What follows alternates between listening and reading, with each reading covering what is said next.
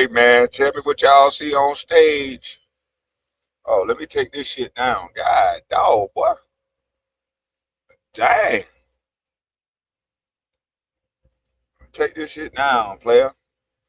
Let me take this shit down, player. Let me take this down. This is dumb. Man, you already complaining, man. Oh, man, don't tell me we got people already in the chat complaining. Oh, my goodness. What do y'all see on my avatar?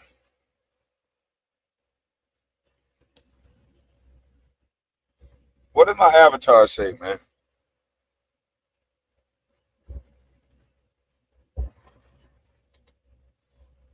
What does my avatar say?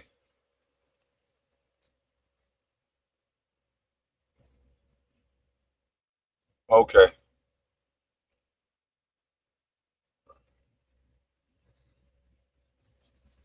I'm not going to be long, but I want to come with this information real quick and just let y'all know my opinion. I just got a question, right? And my question is, there's already a man in the WNBA, right? Isn't that correct? Is there not already a man in the WNBA? I'm being serious. There's already a man in the WNBA. I'm going on mute. There's already a man in the WNBA. Someone who identifies as a man. And that's Britney Griner. Britney Griner identifies as a man. And she plays in the WNBA. So my question is, why is it a problem for these other men, sometimes identifying men, to play in the WNBA when they're sometimes identifying men? I don't get it. Why can't they play?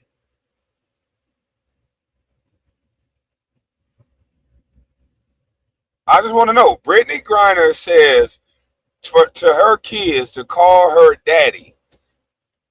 She has openly admitted that she does not feel like she's a woman. She identifies as a man. She does not have any breasts. She's married to a woman, and she as a man. So what's the problem with Enes Kanter and Royce White playing in the WNBA? And this is not a singular topic, because the transgender males or transgender females are already in the bathrooms with your wife and your daughter. Yeah, you said really. Brittany Griner identifies as a man and she does not play in the NBA. There's no rule for Brittany Griner not to go sign up for the NBA and play like a man. See, this is how you know what they saying is a bunch of BS, because Brittany Griner says that she's a man, but she plays with the women. If Brittany Griner really thought she was a man, she would go sign up for the WNBA. She's as big as a man. She wears a 17-inch shoe. Why can't she play with the men?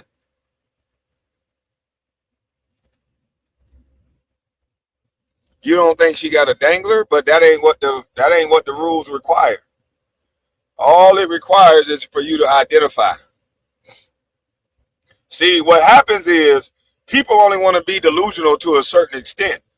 And now that people are calling out the delusion, the one thing about most women is that they do not want accountability.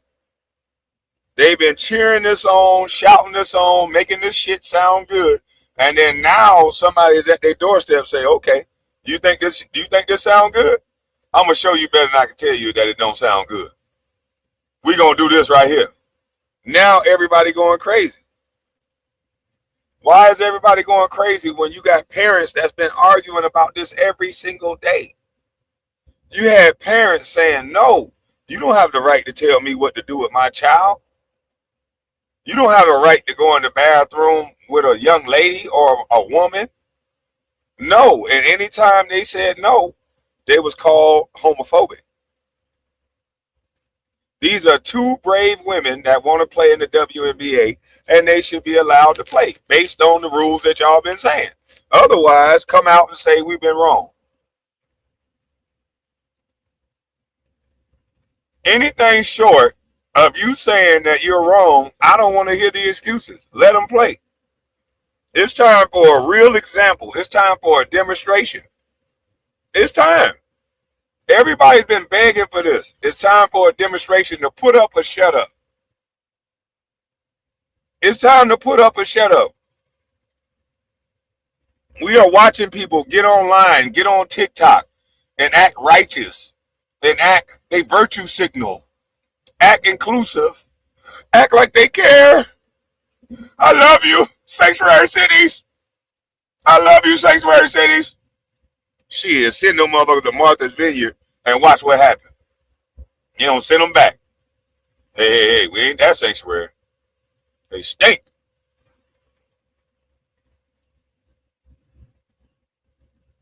Then you go on TV and you don't even know how to define what a woman is. But now all of a sudden we fighting for women's rights. At the same time, we want to be all inclusive. I'm tired of the mumbo jumbo. Let's get a clear cut distinction on what it is that's real and what it is that's fake.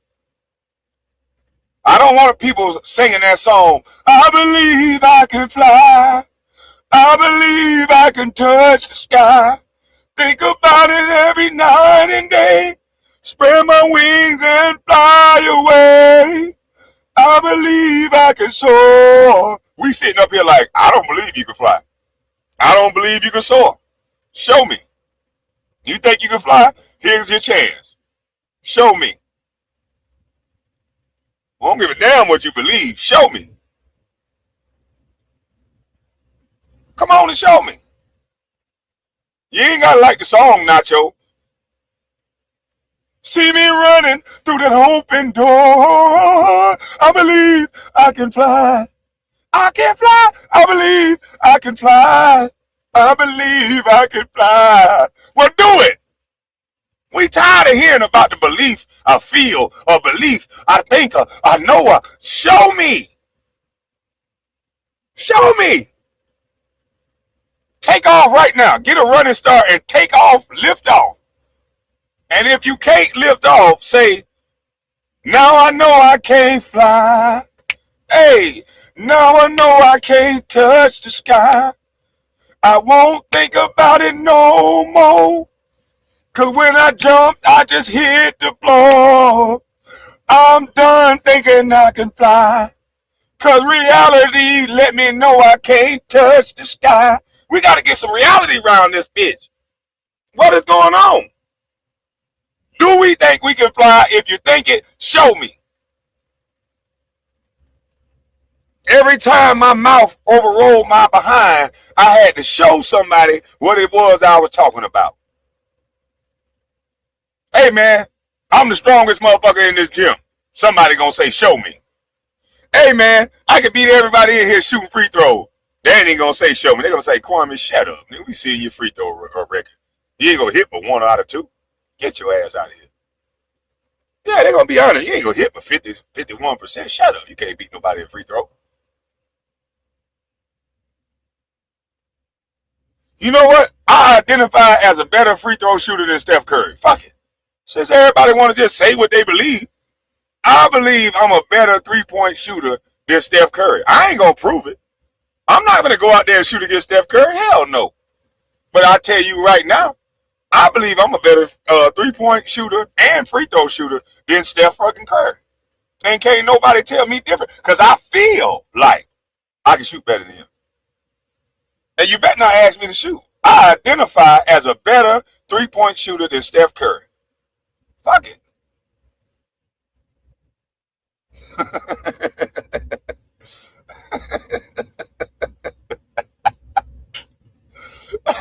I identify as a better athlete than LeBron James. Matter of fact, I identify my point total as more than LeBron. Yeah, I'm the NBA scorer leader. I identify as the NBA leading scorer. You better not tell me why I'm not. I identify. Fuck wrong with y'all. I wish you would tell me that I'm not the leading scorer in the league. I done identified as the leading scorer in the league, and you ain't gonna tell me I'm the leading scorer in the league. If you take the time to tell me I'm not the leading scorer in the league, you might want to take the time to tell people some science. We want to take the time to tell people everything else.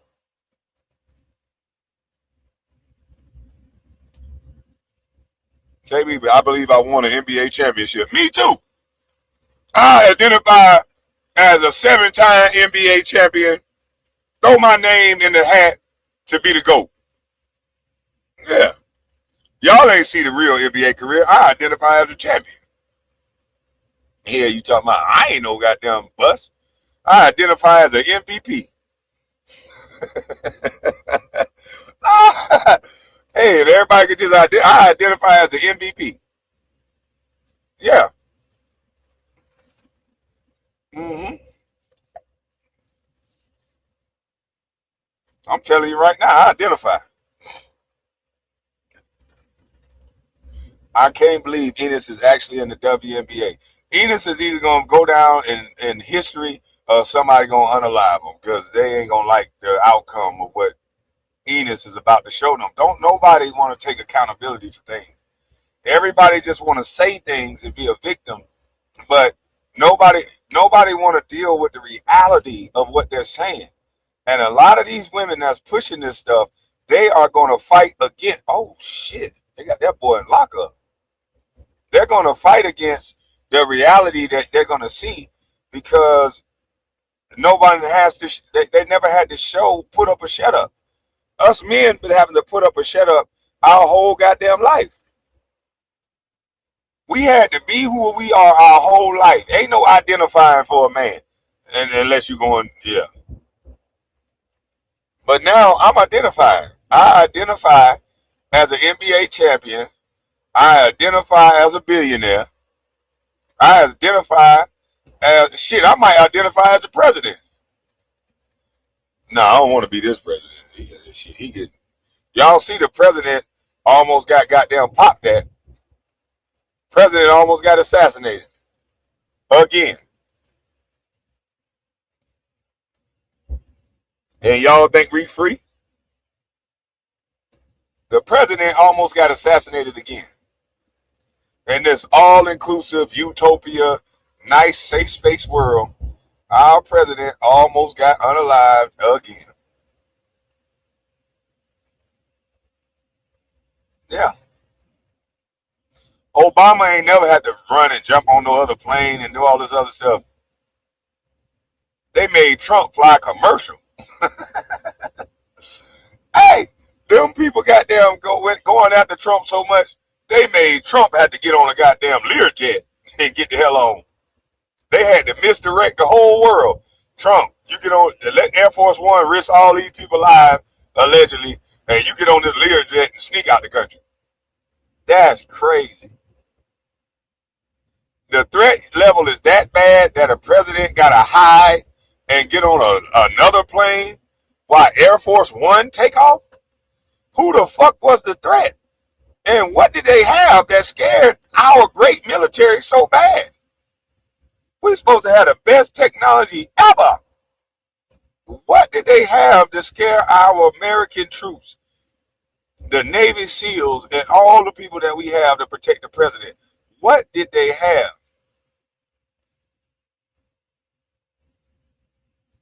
It's crazy, B. If y'all boys in the military, man, go back and protect my president, man.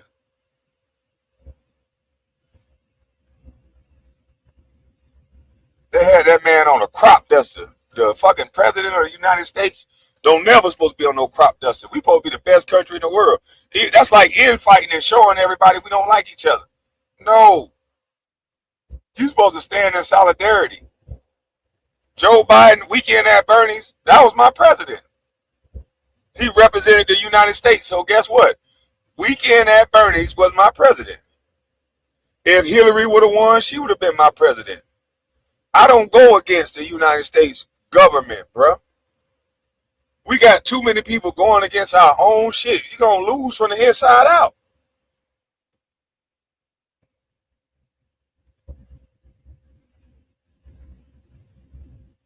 You talking about we going to act like Britney Griner ain't a boy, damn it. KB, in all seriousness, do you think Royce and Kanter will play 100% or hold back? I really hope they hold back when they play a game. They don't need to hold back playing basketball. They can hold back the physicality, but I want them to go. I want them to go full bore, attack, go at the basket every play, spin, dunks, turn around, hook shots, dunks.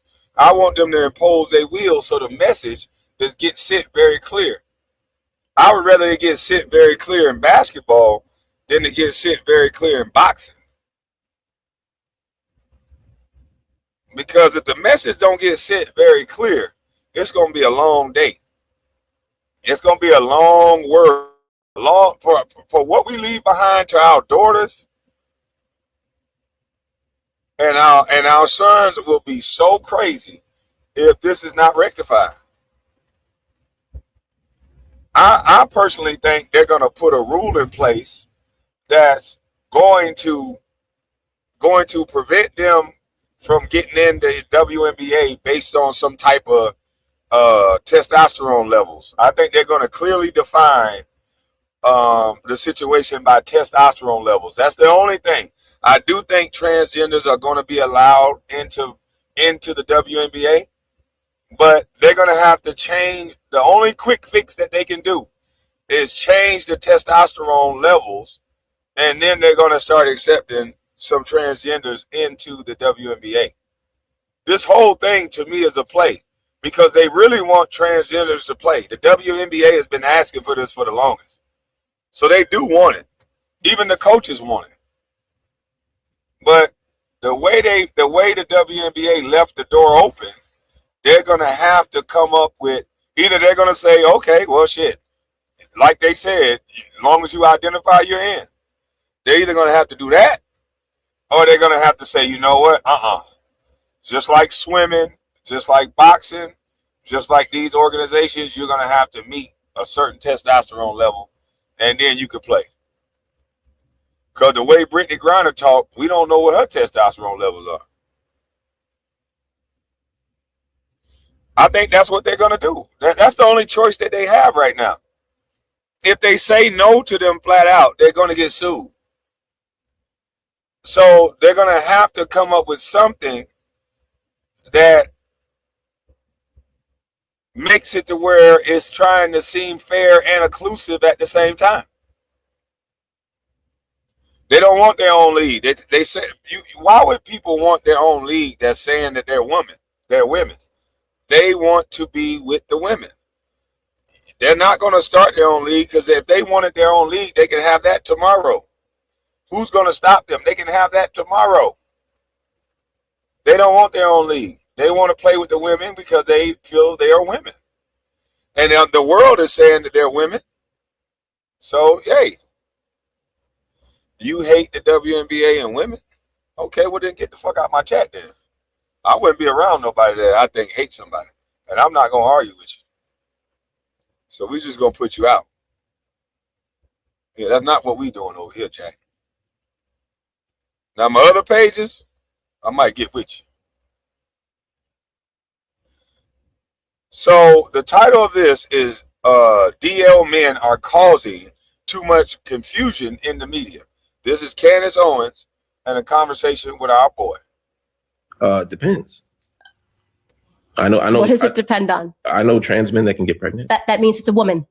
Black men like this are just as problematic as Officer Tatum, and that's the conversation most of us aren't ready for. That man is ridiculous, and so is Candace Owens, which is why it is clear to me that content like this is put out for entertainment purposes for the most part, because obviously he's going to say things that are extremely disagreeable to the general public, and she's going to also say things that are extremely disagreeable to the general public. And at that point, it's like, it's a comedy that pretends like it isn't meant to be funny. But back to the original point, guys. So this man obviously believes that there should be no distinguishment between transgenders and the rest of us, which I believe is an omission within itself, because is he also saying that heterosexual men sleep with transgenders? Because we don't. Can men get pregnant? Depends. I know. What does it depend on? I know trans men that can get pregnant. That means it's a woman. Black men like this are just as problematic. So with all that education he got, he think trans women could get pregnant. But that's what he said. So KB, what about women who identifies as men playing in the WNBA? So one notable woman that I know identify as a man is Britney Griner. She should be in the NBA. They already have men in the WNBA.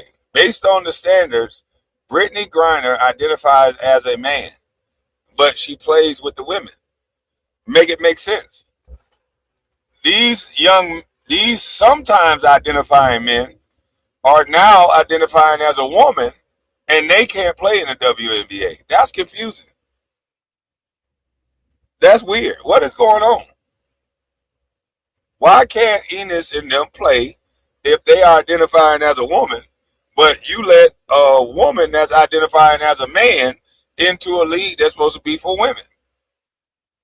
I do think they got a lot to think about. Yeah, they got a lot to think about, because people been living in fairy tale land for so long, they haven't been challenged with the truth yet. They've been able to say, you're a phobia, you're this for so long, and not have the conversation to now everything done got crazy. And now you're going to be forced to have that conversation. And I'm all for it. I'm for if you guys are saying under the rules, if you're saying that these are women, then let them play. Me personally, I said from day one, I don't want my biological daughter playing with any biological male. I know she can't play with a biological male. And I hear some of the people making the argument that, hey, my young daughter plays with boys right now. Yeah, they're teenagers. There's some girls that are on the higher end of the spectrum that can handle boys at a younger age. Sure. But when those boys go through puberty and those boys become men, that's when you're going to have a problem. We're talking about when they go into men's sports. That was so dumb hearing a player say, oh, yeah, my daughter be bullying the little boys. I know a bunch of boys that were late bloomers, that girls bullied them to 12, 13, and then when they turned 15, 16, and that puberty hit, and they turned into young boys with that testosterone, all that was over with. All that was over. I would not put my daughter out there with no teenage boy that done got full puberty, and he doesn't hold back on my daughter. He can hurt my daughter with an accident. People don't understand. I've elbowed men in the face on the court on accident. I ran into Larry Hughes at the Big Three and broke his chest bone. He couldn't even play no more. I set a pick on somebody and it crushed that little thing in your sternum. There's a piece of cartilage right in between your little chest cavity. I damn near broke the man's chest setting a pick. And you want your daughter to get hit by a pick like that? Come on now. You can't do that. So when I heard, I'm not even going to say the NBA player name, but I'm sure they're listening, so they know who I'm talking about. You say stupid stuff, bro. You say things for clickbait. You say things that are one ply. You carry that same scenario out to where those boys turn into men, and you're going to set your own daughter up for a situation that she's going to look at you and say, Daddy, why? Why did you have me in the ring with this man? Why did you have me on the court with this man? Why did you have me anywhere in the same vicinity as this grown-ass man?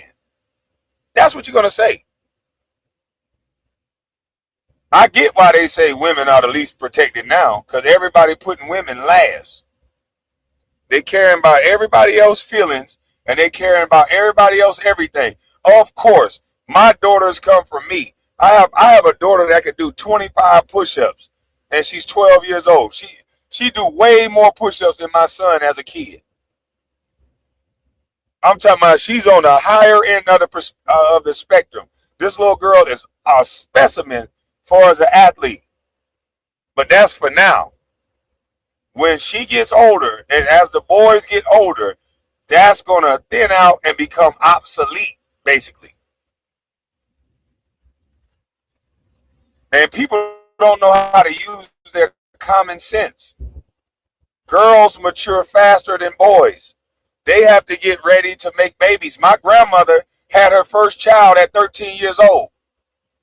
She got married and had a kid at 13 years old. Back in the day, it was different. My grandma had a whole husband and a baby on the way at 13 years old. So a woman's body matures faster than a young male to get them ready to reproduce. So to say that only that small study when they're teenagers, when a young lady is developing, that doesn't make any sense. To think that that's going to translate once a man reach full puberty. Why do you think they always try to block the puberty? The number one thing that they're telling you is we need puberty blockers. Because once you hit that puberty, oh my goodness, boy, it's like an explosion. Oh my goodness. It's the greatest invention God ever made, boy, besides a woman. But once you hit that full puberty, it is not the same conversation anymore. You put your little girl out there with a boy that's full puberty, you put that little girl out there at your own risk.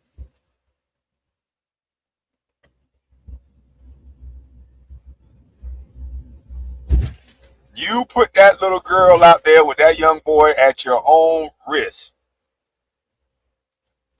Because when that boy hits full puberty, trust me, he ain't the same little boy no more. Yeah, it's different. But listen, I want to show this, what Stephen Jackson had to say on the topic.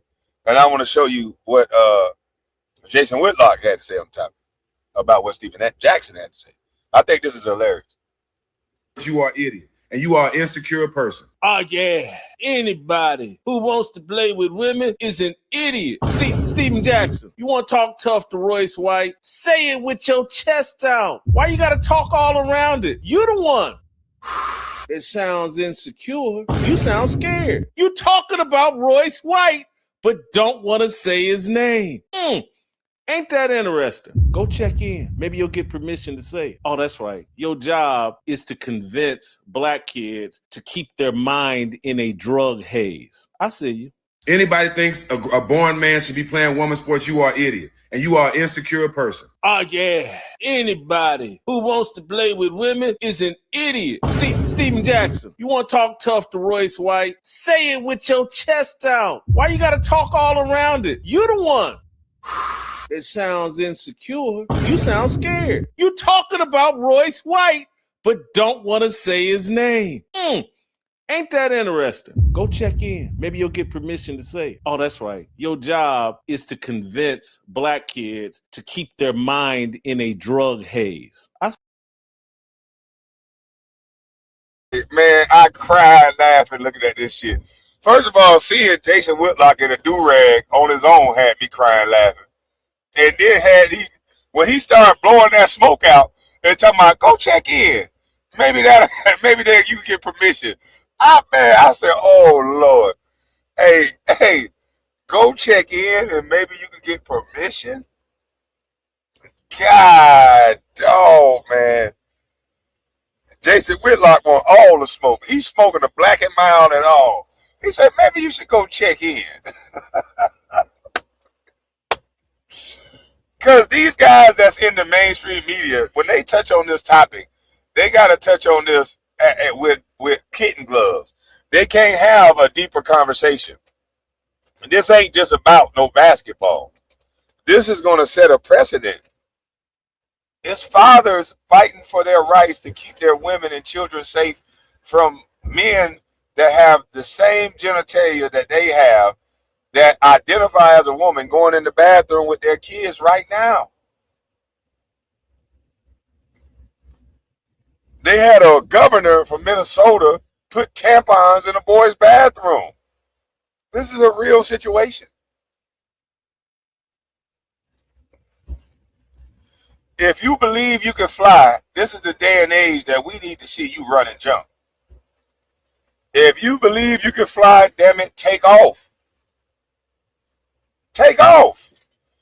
But if it's only a belief and you can't take off and we never seen you fly, then somebody should be able to tell you the truth that you can't fly, dog. And if you think you can fly, then show me you can fly. Come on with it. I can stand a straightening. I can stand corrected. Show me you can fly. But if not, we need to stop this shit. I believe I can fly. I believe I can touch the sky. Think about it every night and day. Spread my wings and fly away. Nobody don't want to soar, huh? Everybody just want to talk about flying. The Wright brothers ain't talk about flying. They flew. We got the new generation. We just bloviate. We the new bloviate generation. We ain't going to show you nothing. We just going to bloviate. Bloviate. What we doing? We going to bloviate. Bloviate. Huh? We going to bloviate. That's all we going to do is bloviate. Come on, B. Keep your truck in your lane, man. Don't do me like that, bro. Keep your truck over there. Before I swerve back at you. Shit crazy, B. Now, I want y'all to make sense of this for me. Because these are y'all leaders right here. This y'all leader. Ooh, I was supposed to go speak at this national event, and somebody blocked it. We were supposed to be talking about Stephen A. That the best. We were supposed to be talking about Stephen A. and what he does in the media and how he does to the images of black men. And we were supposed to have that conversation. Somebody blocked me from coming. Hey, they told Etan Thomas, hey, man, hey, look, they kicked both of us out. They said, Etan, we don't need you there no more. You trying to bring Kwame? They say, who you trying to bring to talk some truth? Because they know I don't speak the same on my podcast as I do when I go other places. I might need to switch it up and speak on my podcast like I do everywhere else.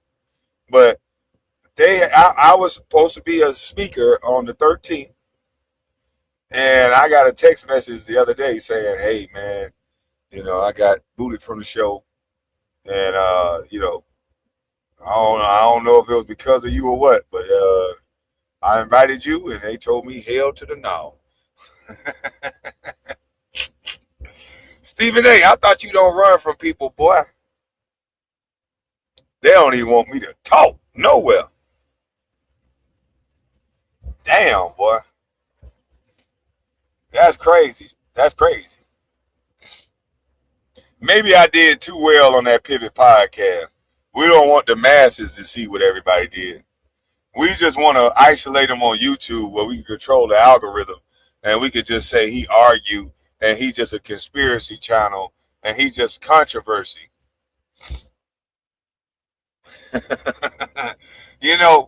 I get that a lot in life. People are afraid of pushback. People are afraid to be challenged.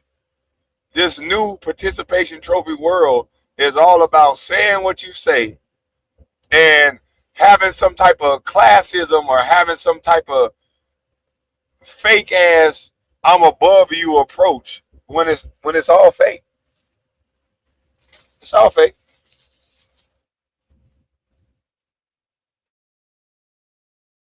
Best time to do cocaine is when you a kid. Oh my God. Listen to this. I never made the claim that he was on cocaine. I never made that claim. But when people are coming and talking to me and they're showing me that this person said this and they're giving testimony from people, they're alluding to some things that I think people need to be paying attention to. Continue. He was, in fact, on cocaine and did cocaine and alcohol. The best time to do shit like that is when you're young. Did y'all hear what that man just said? He was, in fact. The best time to do cocaine is when you're young. Now, I've never told a young man at any speech or a young lady that there was ever a good time to do cocaine. Matter of fact, I was in the DARE program where they told me to dare to say no to drugs. So that's the message that I teach other people. I say, hey, look, drugs is for losers, you know. But I'll be honest with them. Look, I smoke a little reefer here and there, you know what I'm saying? Some of it's CBD, some of it's for medical, but drugs are for losers. I'm not going to encourage no kid to do some drugs. He's saying the best time, he's giving them a time frame as if you can recover from it. Some people hit a dose of that thing and never live. They pass away right then and there. This is supposed to be a father, a husband. This is supposed to be a real man. This is supposed to be somebody that's an influencer. He's not. So you telling me I'm supposed to go home to tell my daughter or my son, hey, son, you know what I'm saying? If you're going to do drugs, you know what I'm saying? Go ahead and do them now. You know what I'm saying? Get it out of your system while you're young. You could be you could set your people up for a lifetime of drug abuse. They might not never recover from, but let me just tell you, the best time to do it is while you're young. What is the research on that? Like, that makes no sense, but he said it. Back on cocaine and did cocaine and alcohol. The best time to do shit like that is when you're young. Do me a favor, please. Get out of here. Get out of here, man. Shit, I'm saying. Get in Igbo. He didn't stop there. If he were a 50-year-old dude doing it, established-year-old dude doing it, it would be a blight. But all of us, I've done cocaine, right? Wait a minute. Wait. Hold up. I've done cocaine. You've done cocaine, right? No. I don't care what drugs you do, brother. As a grown man, how are you telling kids it's the best time? It's never no good time to do drugs, brother. No. I don't care how much coke you sniff, good brother. It's never no good time for kids to be doing drugs. The message is supposed to be don't touch none of that shit. It's not no good time when you're 13 to be pinging, taking lines, bumping. Like, you telling kids it's okay to be bumping at 13, pinging. Like, is you insane? This is the Democrat black leader telling kids it's okay. It's the best time to do. Did you sniff coke? They like, hell no. Get your cut. This goddamn coke head, he bugging. Flawless victory.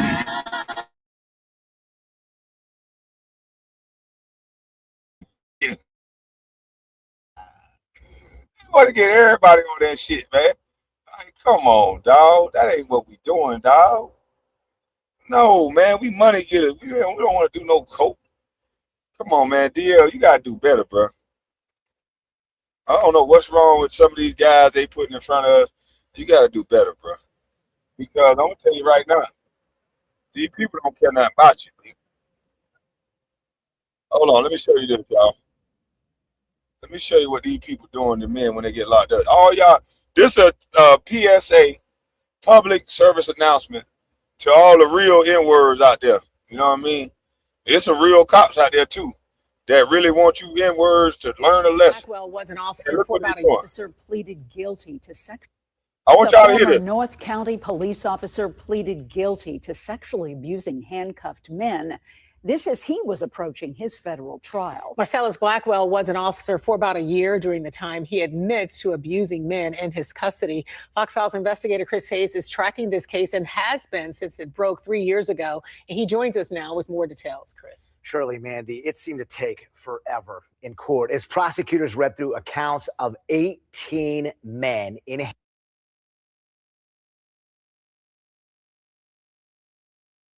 Man, this boy was taking he got 18 men. Y'all want to be real, huh? That man showing you want to be real, huh? And he can't do nothing with these cuffs on. So he cuffed up 18 different men and did something strange to them. Now I'm not laughing. I don't think this is a good thing, but I think this is a lifestyle that could be avoided. I think this is something that could be avoided. I think you can try not to put yourself in that situation. Do I think this is a sick individual? Absolutely, I do. Do I think he needs to be under the jail? Absolutely, I do. Any assault, any abuse, male or female, is something that needs to have you up under the jail. But I just want to show you in life that people are moving with crazy ass intentions. You never know how people are moving. So guard your grill. Yeah, crime don't pay. It might get you a date.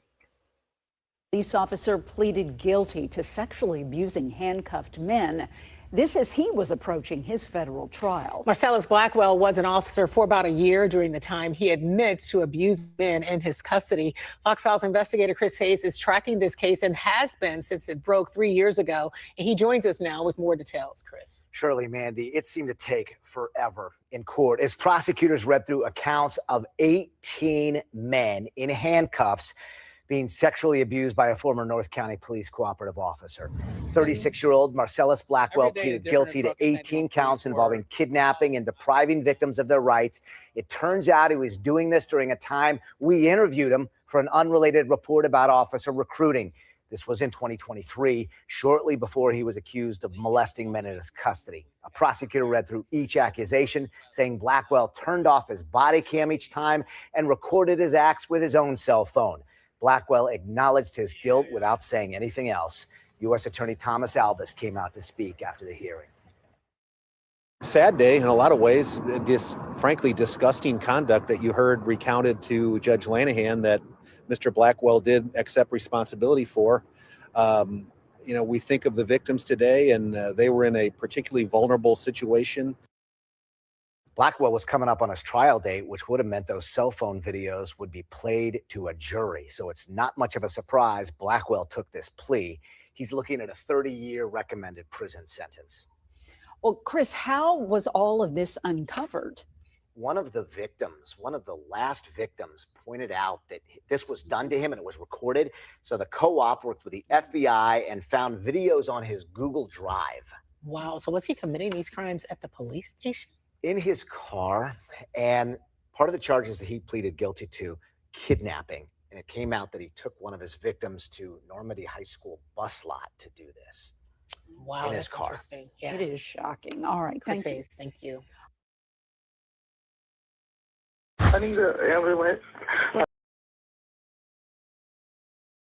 So every man that got to go in there and cough and squat in front of them men and do all that in front of them men, you never know. You never know how that's going to turn out. You never know how that's going to be.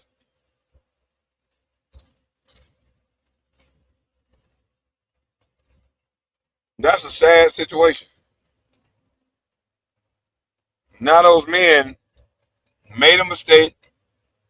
Now y'all women, I want y'all to see why some of these men come out of prison that y'all like so much. They come out different. They ain't the same no more. Because they go in themselves and things happen to them in that jailhouse that they're not going to tell you. They want to look like the man in front of you. They're not going to tell you some man roped up on them, some man did this to them, another man took something from them. They're going to act like the toughest dude in the world. And y'all going to believe it because you wasn't there to see it. But it's a lot of things go on behind them walls. By Iran on his life. So more or less what happens is he gets on board Air Force One, and then the media gets on board Air Force One, and you see him waving as he gets on the plane. And then after he gets on the plane, he disembarks into that truck that you can see driving off there, a cargo truck, and then they put him on another plane. Now, all the media and all these other people who were tagging along with the president were still left on Air Force One. So the reason the president isn't on Air Force One is because they think there's a chance it might get shot out of the sky, and they just leave everyone else on the plane and don't tell them that there's a chance it might get shot out of the sky. And by the way, the president isn't with you. I suppose it raises the question of if you were one of the people on that plane, whether you were staff or the press, I believe it was on board Air Force One. How would you feel about knowing that the president left for another plane and you were essentially there as the decoy in case anyone decided to shoot you down? But I'm not sure what else you do, though. That's the issue, because, okay, you want the president on another plane because you don't want the risk of him being, killed in Air Force One going down. But then what do you do? Like, do you get everyone onto Air Force One and then pack them all into a truck and put them all onto a separate plane and send that plane off? But then do people in the interim work out that the president's on a different plane, and so they're going to shoot down that plane? Like, there's been a lot of talk like, oh, how dare he's very selfish of him to go off to a different plane. I'm not sure how else they could have done it. Do you reckon Trump fully agreed to that and quite a CNN on the plane? Or MSNBC on the plane? Anyone from the Fox Washington News and Post? everyone else was on there too. I think that the president is more valuable than the press pack, and so they weren't sacrificing the press pack. They were taking a calculated risk. This was a threat that was discovered only a few hours prior to the flight leaving, so I don't think they had time to make alternate arrangements. And I think if you're going to travel with the president of the United States, right then and there that you could be put at risk, because he is a target all the time. He's especially a target during war. And so that would be one of the things that you take into account when you decide, I'm going to be a journalist who's traveling with the president of the United States on overseas trips. Well, in the end, the Secret Service is there to protect the president and the president only. And you've got the liberal media carrying on over in the United States saying, well, how dare they didn't take the media pack with them? I'm sorry, the Secret Service is not there to protect you. They're there to protect. And take the media pack with them. I thought they knew they wasn't going to go with the president. Everybody and their mama know you're not going with the president. If there's a level of threat, they'll come dive on the president before they dive on his wife. They're going to protect the president above anybody in the room. They'll protect the president over his children.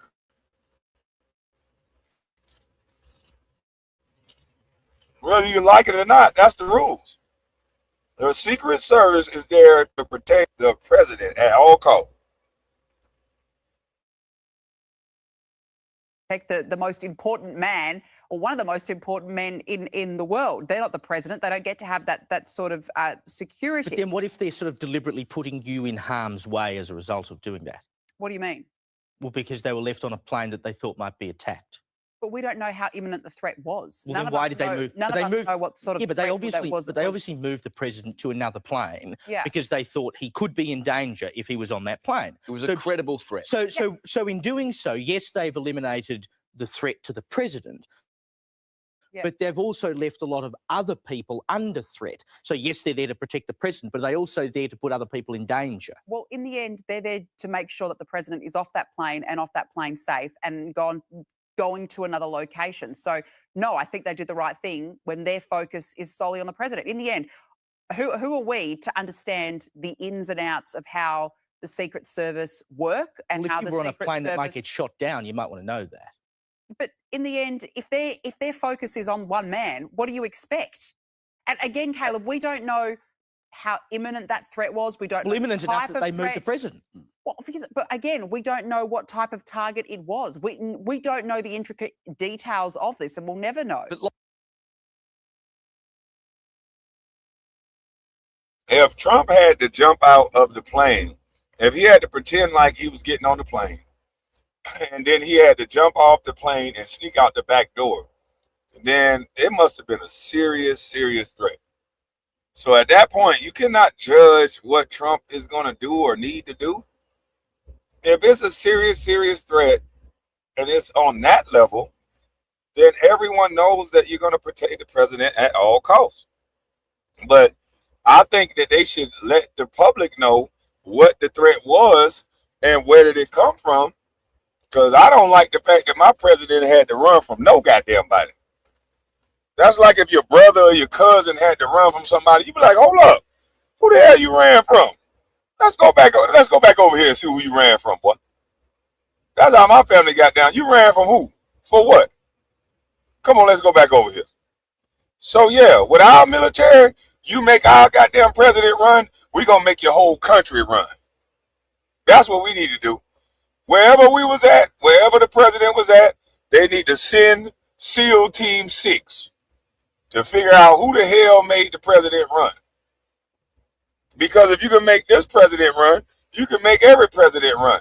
So we need SEAL Team 6, and we need SEAL Team 6. I'm talking about right now, not now, but right now. SEAL Team 6 need to go over there and make somebody else uncomfortable. You made reporters, they shouldn't be sitting up here blaming Trump like he the one tried to put a strike on the plane. They need to put the paint where it deserved to be at. Whoever made all those reporters nervous, whoever made Trump nervous, we got to make some other people nervous now. Yeah, we got to make some other people nervous now.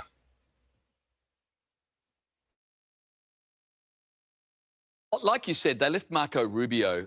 So clearly JD Vance is Trump's preferred candidate for 2028. And we don't know whether Rubio was told either. No. So obviously it wasn't like, you know what, this threat is so grave that there's a likelihood the plane's going to be shot down. They were, I would suggest, to quote Dan Andrews, taking an abundance of caution to make sure the president was okay. That did not extend to the press pack because, like Danica said, it's not their job to protect every man and his dog.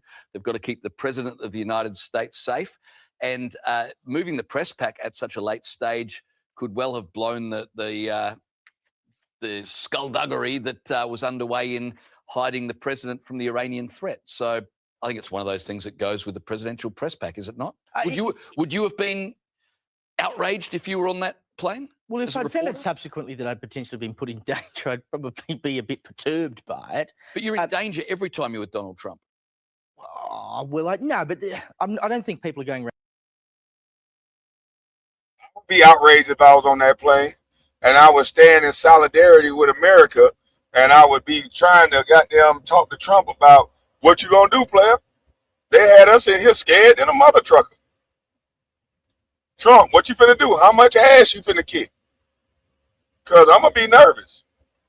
I'm going to say it flat out. Hey, what's going on? You don't make no president of the United States run. I don't give a damn who you is.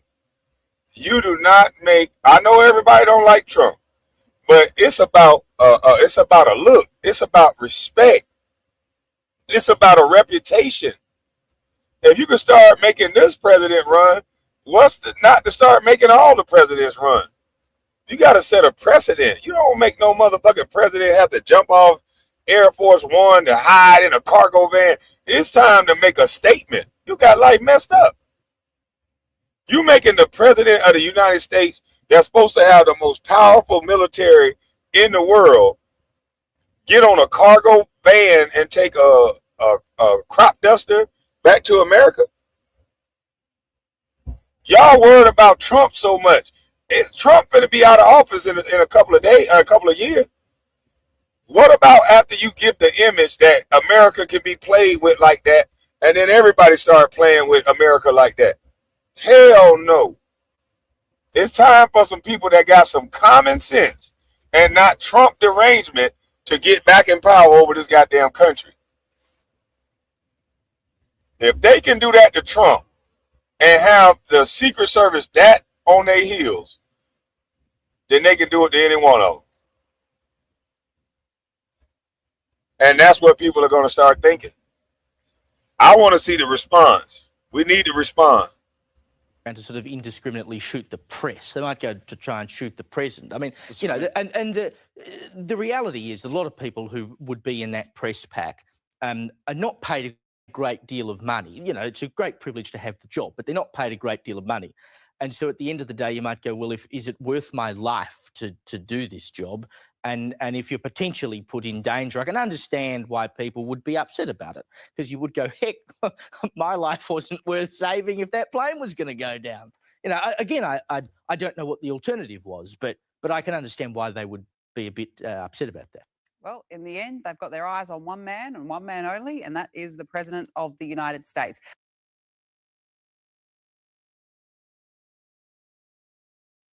That's a fact. One man and one man only, and that's the President of the United States. Might worry about the rest of y'all. Might worry about the rest of y'all. Y'all gonna have to get in where y'all fit in. But I do think we need to respond. I'm talking about swift, and we need to respond. We need to respond aggressively. Swift and aggressively. Now, I don't know why this is news, and I told y'all these groups are destroying us. The only reason why I think this is news is because this person is a part of a group. But if you cheat, you cheat. If you lie, you lie. Why is this news? And good news today with this I don't understand why this is news, but it's news. A person who cheated or falsified allegedly their documents and their resume, they're being made to be like a victim. This is weird as hell to me. So let's see this. Democrat dude defeated. That's the SS and the Gestapo. This is the United States of America. That was Democrat Congressman John Larson, who lost his re-election bid today. He's been in the House of Reps since January 1999. He should have retired years ago, perhaps when this happened. Who control both the House and Senate is going to speak up and challenge us.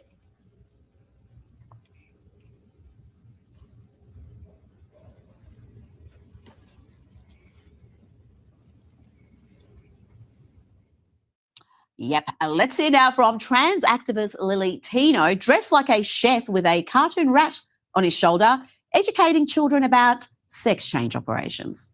My baguette is almost ready to be turned into a ham sandwich. And there are two main ways that the chef, if that's what you want to call him, could turn this into this. You know, that is. Holy bajoli. What the what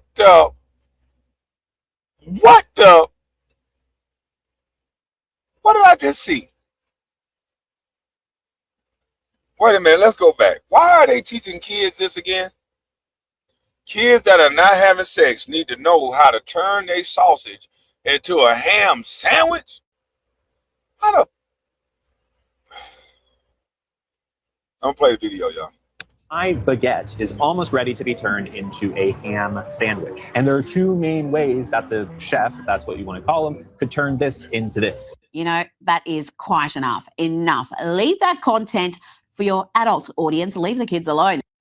Now, we have some breaking news of fans of Lefties Losing It on YouTube. You can now support the show with a membership to our News 24 YouTube channel for exclusive members-only perks, including full episodes of The Rita Panahi Show. With the Rita Panahi Patriot Pack, you can take your support of the show to the streets with discounts on branded merch and bring it to the comment section with custom Lefties Losing It emojis for the YouTube chat.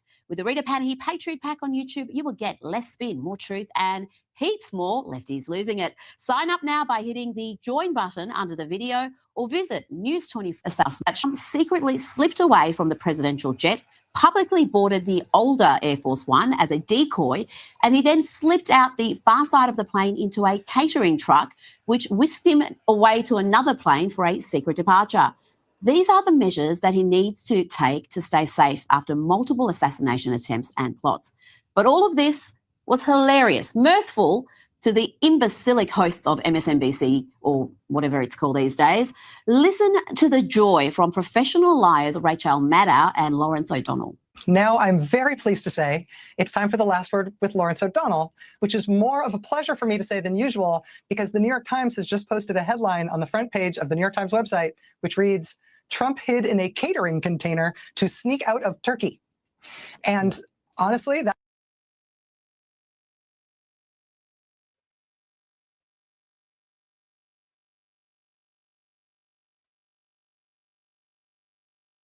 That's the Decepticon. They can't be there to deceive the youth mind. Well, I know. But why is this woman laughing about this? Why is this funny? This is why these people are sick. Because they will get a president in office that they like, that they're not going to want to have this treatment. Can you imagine what the world would have done and how America would have felt if they did this type of thing to Obama? Can you realize how the world would have felt if you did this type of thing to Kamala if she would have got in?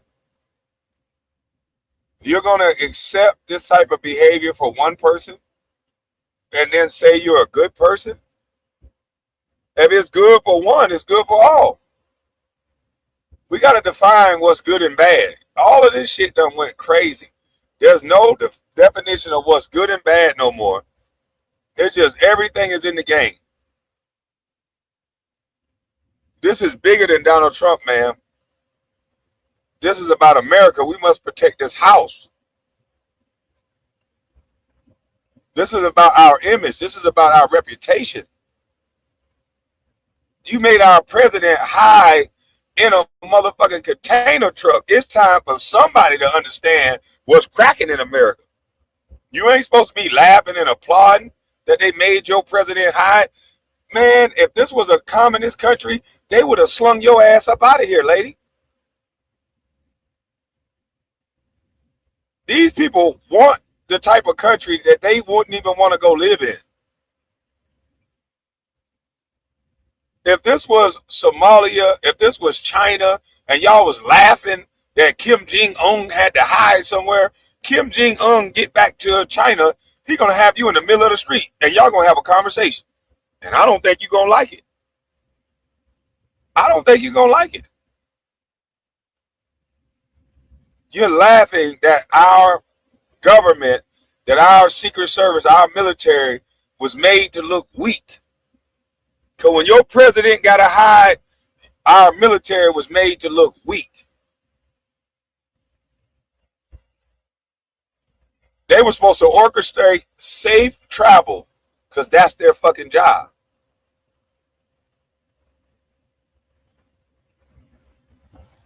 That's crazy. News has just broken. Trump hiding in a catering cart. And the thing I want most in the world upon hearing that news is to hear Lawrence O'Donnell explain it to me. And God bless you, Lawrence. Please tell me that you will. It is issue number one in this hour of coverage. We're going to be relying on the Washington Post. Just disgusting. These are the same hacks who push the Russian collusion hoax every night for years, the same propagandists who have done so much damage in undermining democracy in the eyes of their sad little audiences. They are positively giddy that the American president's life was in peril and such measures needed to be employed. Apparently, it's Donald Trump's fault that leftists and Islamists want to kill him. It's one of the many examples of how Donald Trump has lost control. He didn't just lose control of which version of Air Force One he got to use. He lost complete control in this story. And then we were treated to Lawrence's pathetic opening monologue, which was 90% just reading out directly from the Washington Post. And despite being giddy about the president facing another credible threat, he was also outraged. Not at the Iranians wanting to assassinate the US president, no. He was outraged at Donald Trump for supposedly losing control. As the president has said recently, there are many enemies of America who have their sights on him, and we use every tool at our disposal to address those threats. There are many, many ways for Donald Trump to experience just how much control he does not have. You know what? Let's have a look at a man losing control, losing his grip on reality and obsessing about the hammering. Here is Lawrence O'Donnell in a clip I prepared earlier. Stop the hammering. Stop the hammering out there. Who's got a hammer? Where is it? I don't know. Where's the hammer? Is it on the, go up on the other floor. Somebody go up there and stop the hammering. Stop the hammering. I'll go down to the floor myself and stop it. Keep the commercial break going. Call Phil Griffin. I don't care who the you have to call. Stop the hammering.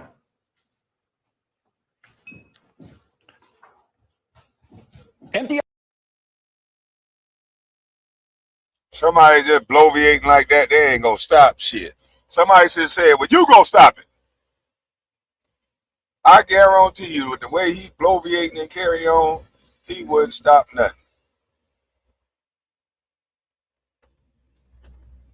I guarantee you. Why are you bloviating like that?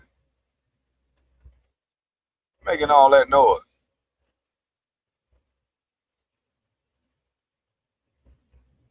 That's crazy. I'll go up there and stop the hammer in my south. Well, what's taking you so long? Go up there and do it. Out the control room and find out where this is going on. It's either there or out there somewhere. It's one of the all-time great lefties losing it clips. I love it so much. Let's bring in Emmy award-winning journalist and host of Stella News, Stella Escobedo. Stella, the joy that those MS Now hosts had in reporting of this serious issue just showcases again that the left has a problem with violence. They have a problem with morality. I don't care if you like the president, hate the president. To be giddy about a credible threat against his life is sick to me. It's disgusting. In the video that you just played, it shows the true face of the angry liberals. These people are so excited every time they hear there is another attack on the president. And you know what? This kind of inflamed rhetoric is the reason why we have crazy people in America. Forget about the Islamic Republic of Iran. We know why they hate America. But you have crazy people inside America who want to kill the president. We've had several instances, obviously, starting with Butler and then attacks on Mar-a-Lago. But when you vilify a president, or when you vilify anything and you say it is worth killing, who cares? That's why these people don't care that he was maybe about to be assassinated. But also, tell me you hate America without telling me you hate America. To your point, Rita, it doesn't matter what you think about the president. He is the president of the United States of America, the same country that you live in. Disgusting. Absolutely disgusting. Now, the president was asked about this incident that occurred last month. Let's see what he had to say. Were you aware of any credible threat by Iran against your I have a threat all the time. I'm number one on their list. Stella, how worried is the administration about Iran's attempts to assassinate the president? We know the midterms are approaching, and that means President Trump will be at rallies, in large crowds, outdoors. The risk is going to be elevated. At 100%, the risk has been elevated. That's why they take the precautions that they do. That's why they took the precautions that they did in Turkey. And now our mainstream media is so outraged. Did you hear about the fact that reporters who were left on the Air Force One, which by the way has, defense military equipment on that plane and had fighter jets, they're upset that they stayed on the plane. But the CIA, Secret Service, everyone is doing their job. I mean, look, the president obviously can't go on stage now without, a glass partition. Look at what happened at the White House Correspondents' Dinner. I mean, they have to I've been to the White House several times, even as a journalist. I go through multiple levels of security. And I always say, like, literally, you walk in, you go through Secret Service, and you go through Secret Service, then you go through more Secret Service. And I'm not kidding you, with dogs. I mean, anytime the president is, around, the security level is heightened, and it's changed. It's become more and more heightened. Absolutely. Now, President Trump and the White House have posted this earlier today. This announcement today, at my direction, Dr. Mehmet Oz announced that Medicaid will no longer be funding gender transition surgeries and hormones for minors. Goes on to say, just think about all of the young, innocent, and perhaps confused children who will be spared. Stella, this is going to be enormously popular, I would say. I don't think this is going to be enormously popular. I think this is one of the reasons why they are popping at Trump so much. I don't think it's just because of the war. I think it's because Trump took that there's only two genders stance as well. There's a lot of people don't like that part. I don't know for sure. I'm just a dumb old little bus, but I'm thinking that no one wants to hear you going against trans. And this is why I'm all for Enes Kanter, and I'm all for Royce White, that now that there are two women wanting to be in the WNBA, you got to get behind that. That's what I think. I think that has a lot to do with it.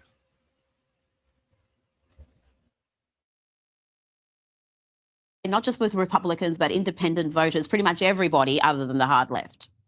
I mean, I can't even believe that we're here and the president of the United States had to do that. So thank you, President Trump. There have been families fighting for this for years because this is abuse. This is barbaric. You have these parents who are equally sick in the head, who are going to these doctors who are equally sick in the head, who want to transition their kids, who want to cut off the breast. I've interviewed, people who have gone through transitions, who've cut off their breast, and then now, they're in their 20s and they're like, what? I don't understand how adults told me this was okay.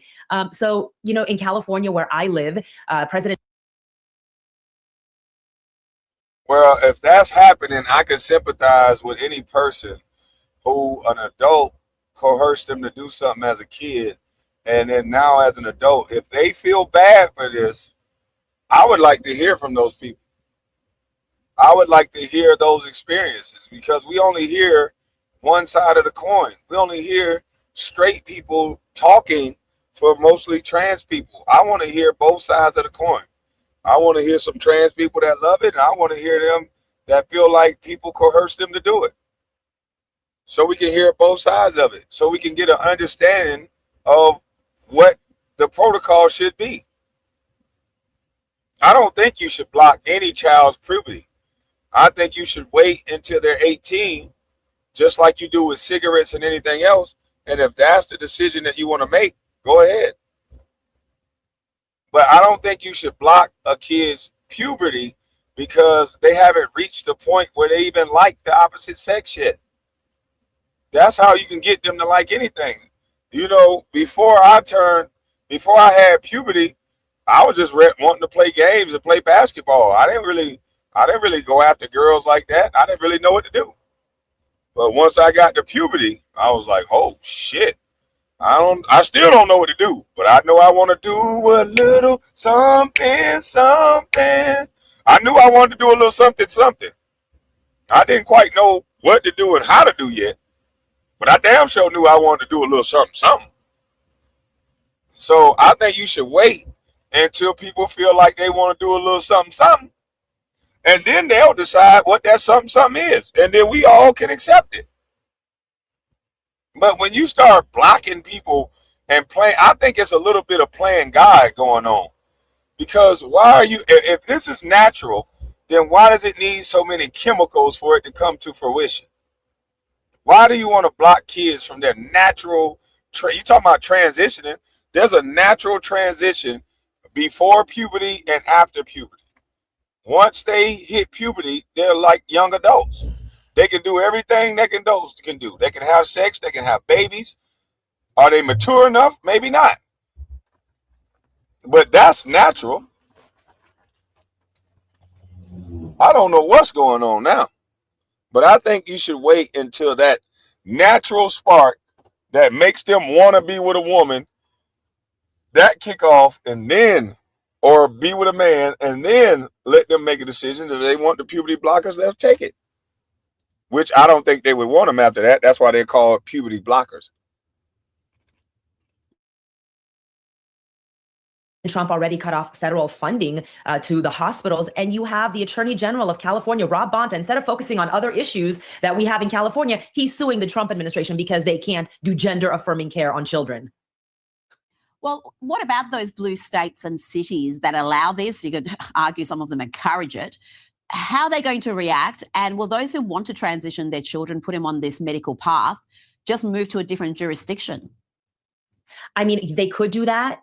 It's a lot more work for parents to get up and leave. Oftentimes the instances and situations I've seen, it's when, parents have split up and one parent is cuckoo and wants to transition their child. And then there's this legal battle that's happening. So I don't know if this is a federal law and these hospitals are also not going to get federal funding. I think it's going to be harder and harder for them to do gender affirming care. So thank you again to President Trump. I mean, Rita, how did we get here? I mean, this is insane. My 5-year-old thinks she's a mermaid. Should I be letting her sleep in the bathtub all day? Well, yeah, some would argue you should because that's her identity. You've got to affirm it. You can't challenge it. And you're right. I've also spoken to a number of detransitioners, and one of them from California, Chloe Cole. They butchered that poor girl. She was a confused girl, and she was set down this path of medicalized interventions, double mastectomy, and she's got lifelong consequences. I think they did that to her when she was 15, 16, and she was detransitioning as a teenager. I think she was 18, 19, where she said, this is crazy. And the attacks that girl has endured for just talking about her own story to try to warn others, it just tells you how crazy the idea. Wait, so they attack them for warning other people?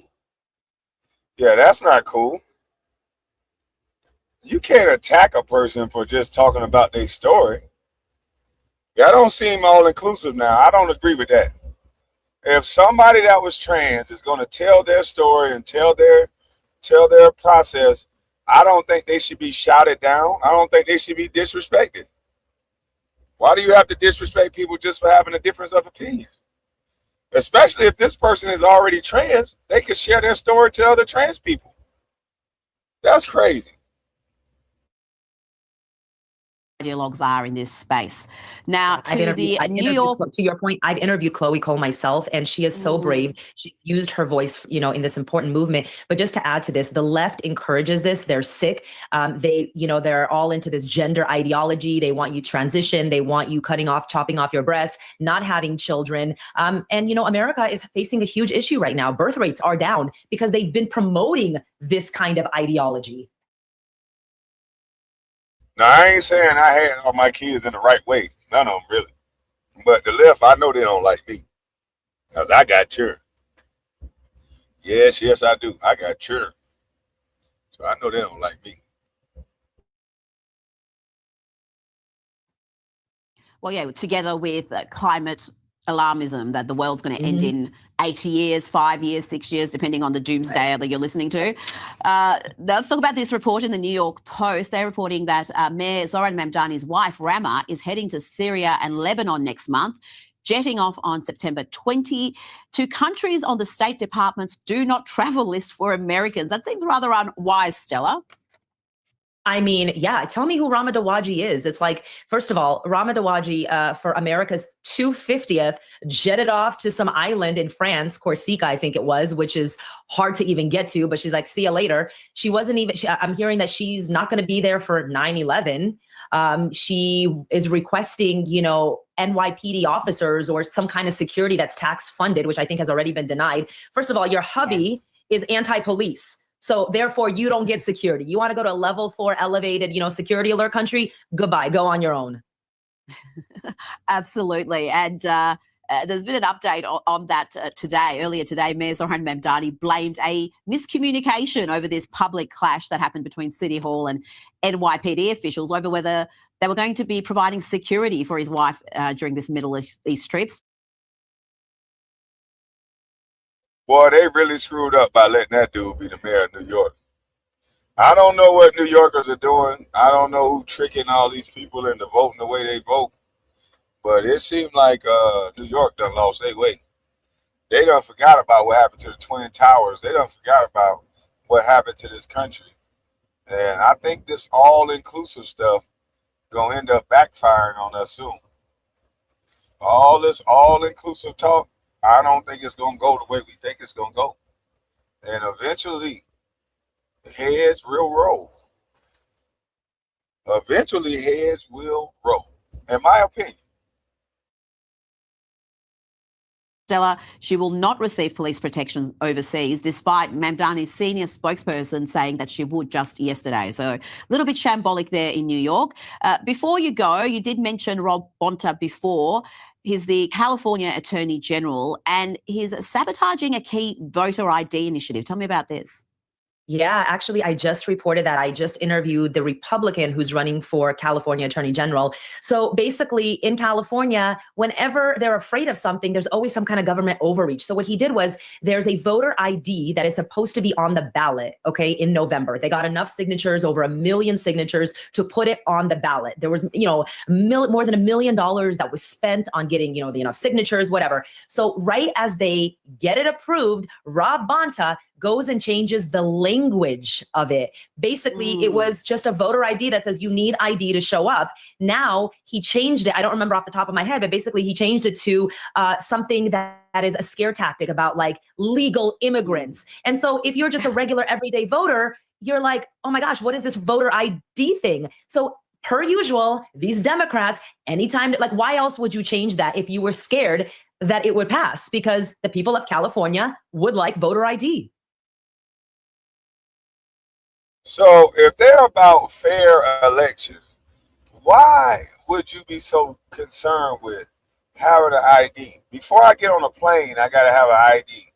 Before I buy some alcohol, get in a club, do anything. Now I'm getting to the age where I'm old enough where sometimes they don't card me for black and miles and certain things. But for the most part, you got to have ID for every single thing.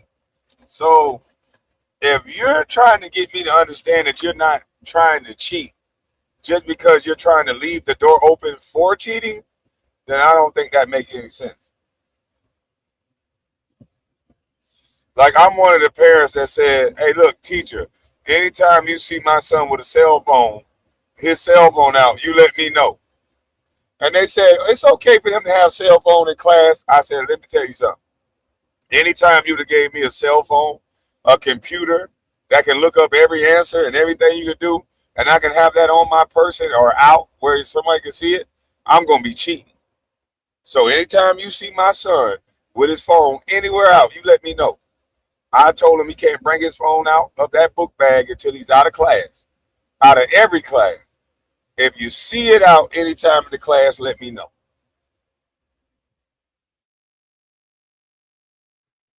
Absolutely. This is an 80-20 issue. Even the majority of Democrats, the majority of black voters, and often they're the ones who are used by the left to say, well, if you bring in voter ID, you're going to disadvantage black voters as if they're too dumb or poor to get ID. I mean, it is such a insulting, racist position to hold. And yet the Democrats will die on this hill, Stella. They know how popular voter ID is. They know how popular election integrity issues are. And they don't want it. And you've got to ask yourself, why? Why would you die on this hill? Because they've imported so many people into this country. And why would you not want people to use their IDs if everything is okay? In the state of California, if you're a first-time voter, all you need is a gym membership. Wrap your brain around that. And this is what President Trump talks about, the Save America Act. He says, why do you not want the Save America Act passed? We use IDs for everything. You use IDs to go buy alcohol. You use an ID to go on a plane. I mean, Mondami is talking about his communist grocery stores, and he says, you're going to need an ID, but you don't need an ID to vote. Why? Exactly. Stella Escobedo, thank you so much for your time tonight. Now, singer Lizzo has celebrated Fat Liberation Month with this. Yeah, you got to have an ID to grocery shop, fly on a plane, but no, we don't want you to have no ID to vote, because that means you might be able to you might be able to catch us putting unalive people on the ballot. You might be able to catch us when we try to do that. When somebody great-great-grandma is voting, you might try to catch us when we double the ballot up and switch it up and all that. We don't need no IDs. Black people can't get no ID. We black out here. Post wearing a sparkly purple two-piece from her Yitty swim line. In the caption she wrote, calling all my ladies over 200, go outside and pop something. Joining me now is a comedian and host of the Loftus Party podcast, Michael Loftus. Michael, Lizzo has spoken recently about putting 20 pounds back on. She said that was a intentional decision. What do you make of this Fat Liberation Month? I didn't even know that was a thing. Nor did I. I just found out about Fat Liberation Month. And you're probably wondering, well, how long does this thing go? Fat Liberation Month, it starts out strong and then it kind of gives up and gets a snack and sits down. Lizzo, if you look, Lizzo beat Ozempic. I think the Ozempic tapped out and Lizzo's like, I'm just going to put the weight back on. Look at that. She's proud. God bless her. It's like she's somebody tried to gift wrap. I'm sorry? Well, she said to go out there and pop something, and I'm saying she's popping something right there. That gives you an illustration of what to do. It's like somebody tried to gift wrap a sofa with a handkerchief. I think what's popping is the strings on that bikini as they give up. Now, all this talk about Ozempic and obesity got me thinking about this clip. If you ever thought Oprah was a serious person, then perhaps you didn't see this. You don't overeat and become obese. Right. Obesity causes you to overeat. Right. Obesity causes you to have all of that food noise. There you go. That was from earlier this year, Michael. That's obesity is called. There you go. Overeat. You don't. If you ever thought Oprah was a serious person, then perhaps you didn't see this. You don't overeat and become obese. Obesity causes you to overeat. Obesity causes you to have all of that food noise. There you go. That was from earlier this year, Michael. That's obesity is. That is a beautiful suit that Oprah is wearing. I don't know why she in a suit, like a suit and tie, like a man, but it's a beautiful suit. But I don't understand that statement.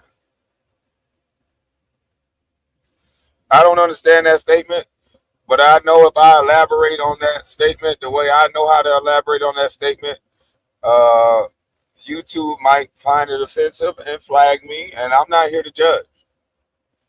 I'm not here to harm. I'm not here to hurt anyone. I'm here to just give a reaction. And so I'm going to hold that reaction to myself because I don't know, because this is a live stream and I didn't upload it. I don't know if YouTube will be okay with it. So I'm just going to keep it to myself. Caused not by you overeating, but you're overeating because you're obese. Get your head around that logic. You get an excuse. You get an excuse. Everybody gets an excuse. I'm not fat because I overeat. I overeat because I'm fat. Come on, everybody. Get with the 21st century. That is a great excuse. You can apply that to pretty much anything and say, I'm not drunk because I drink too much. I drink too much alcohol because I'm drunk. There you go. This is going to help people in a lot of ways. Now, it's been confirmed that Democrat Alexandria Ocasio-Cortez has broken up with her fiancé, Riley Roberts. It's not quite clear how long they've been apart. There are reports they haven't been together for 2 years. I don't know how she kept this quiet. They announced their engagement in May 2022. Michael, this could explain why AOC was posting very publicly about freezing her eggs earlier this week. Yeah, she was very, very vocal about that. Like we get it. You didn't want to have a baby with this guy. Big chubby Ron Weasley doesn't get it done for you. So now AOC is this guy, that poor guy. He's like a marshmallow man. He looks like a human being, like somebody kicked a marshmallow around a barber shop floor and picked it up and put it on a body. So anyway, we all know that AOC is going to end up with Elon Musk. That's what's going to happen here. The sparks were flying a couple years ago. Yes. And now his Tesla is going to get in her AOC and start some kind of super brainiac socialist baby.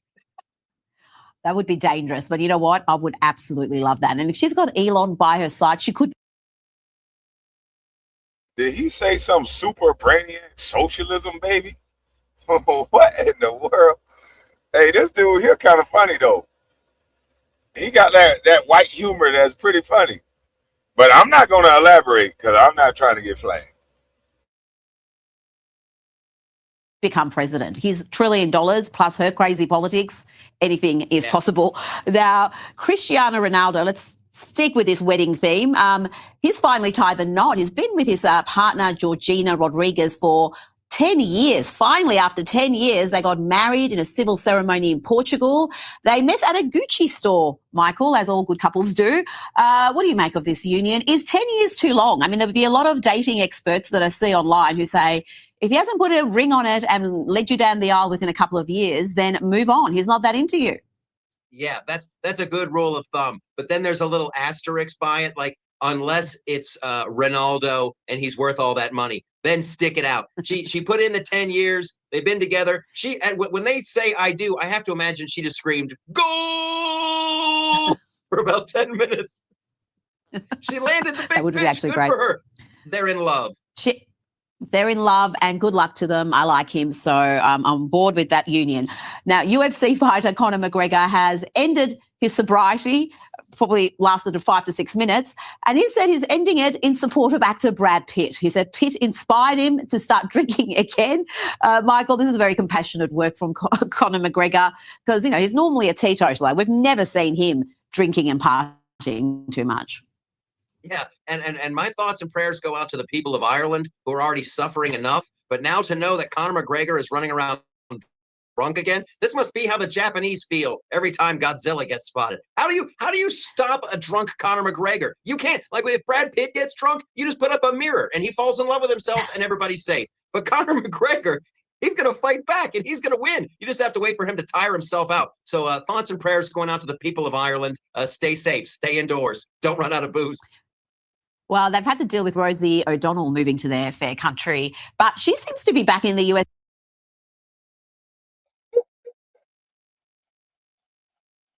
Stay safe. Stay inside. Don't run out of booze. God, dog. So Conor McGregor been that crazy? Yeah, Conor McGregor had a lot of run-ins with the law. Had a couple cases, SA cases. Yeah, Conor McGregor done been through it. So if drinking was a byproduct or the cause is what they're saying of all of these incidents, then yeah, that's crazy. Yeah, he's pretty funny though. Permanently these days. I don't know what's happened to her pledge not to be in America whilst Donald Trump is president, because she's spending a lot of time in the States. Now, we spoke yesterday about Anne Hathaway showing off her baby bump on the red carpet. The outfit caused a lot of discussion, but there's still a lot of conjecture about whether this pregnancy is fake. This is crazy. Listen to this. So Anne Hathaway has come out with her baby bump, which, sorry, gotta say it, is fake. I'm just gonna call it right here and right now. This bump is fake. That belly button is 100% fake. That bump is fake. As a special effects makeup artist who actually has worn a fake belly herself, I can tell you that that belly was fake. Michael, look, I've got to say, I don't think the belly is fake, but I had a look at the comments online and most seem to think it's fake. They're doubting Anne. Why is that? Has she got a history of telling fibs? What's this about? Well, she is an actress. She gets paid a lot of money to make believe. But that belly button, that was so disturbingly real. Weird. You just want to poke on that and go back to bed, baby. That's a very real pregnant woman. Congratulations, Anne Hathaway. You're beautiful, but cover up that belly button. It's disturbing. Well, that's why I think it's definitely real, because if you were going to do a fake belly, you would make it look more conventional. The fact that it does look a little bit different, I think, is proof that it's real. I am a believer in Anne. Well done, Anne. Michael Loftus, always a pleasure. Thank you for your time tonight. Joining me now is broadcaster, columnist, and international relations expert, Ralph Scholhammer. Ralph, you are an academic also, and there is a lot happening in academia right now. Let's have a look at what has happened with a character called Jason Arday, who has resigned as a Cambridge professor in the wake of allegations of plagiarism and outlandish claims about his achievements and history. He claimed that he was non-verbal until the age of 11, unable to read or write until 18 years of age, and he claimed he ran a marathon every day for a week, ran 600 miles in 6 days. Tell me more about this story, Ralph. I mean, you know the famous saying that if a story is too good to be true, it probably is. And this reminded me of another story from a couple of years ago where there was a guy from Zimbabwe who claimed that he has developed a machine that creates indefinite amounts of electricity from a TV, and that he invented a crosswalk where by the simple vibration of people walking, he can also create energy indefinitely. And he got like prizes in Germany and everywhere else until somebody said, so can we see the prototype? And it turned, of course, out there never was a prototype because everything that the guy said that he can do was completely impossible. And that's a similar story. There's a tendency, especially in academia, right, that everything that supports your preconceived notion, like these wonderful stories that are just too good to be true, they want to believe them. They don't ask if they should believe them if they are true. They say, can I believe it? And yes, I can. And at some point, it always turns out. We've got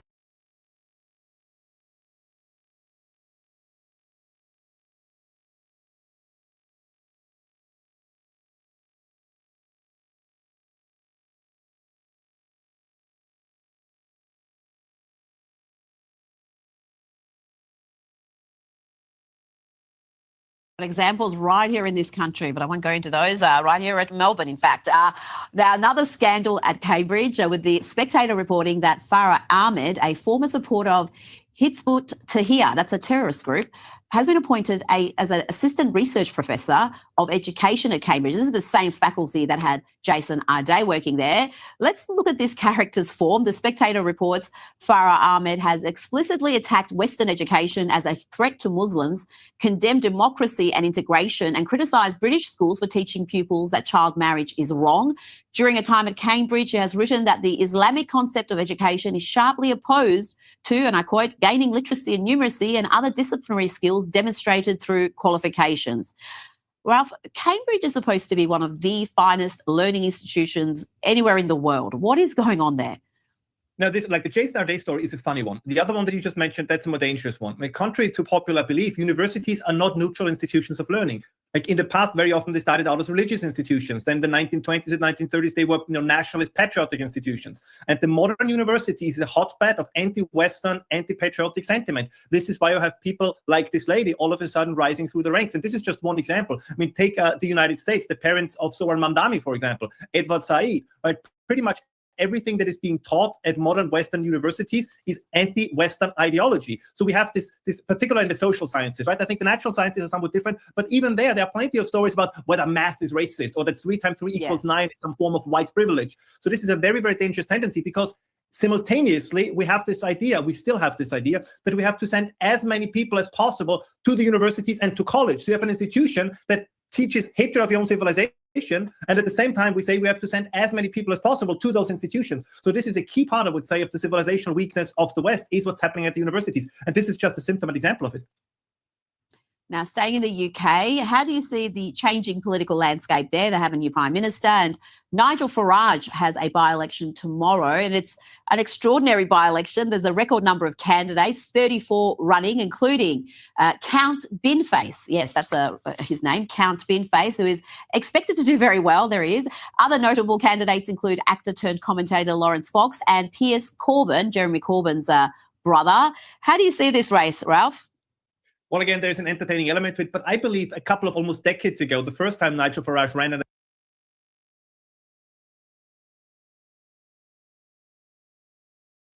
I don't know nothing about no Count Big Face. Kwame can't be president because his name is too black. K. Brown, damn. What are you, Pakistani? Oh, Lord. I don't want to be the president. Nope. I don't want to get popped at. Yeah, I don't, Yeah, keep that job. Hey, man, Mandambi, I'm finna take kids from these New Yorkers.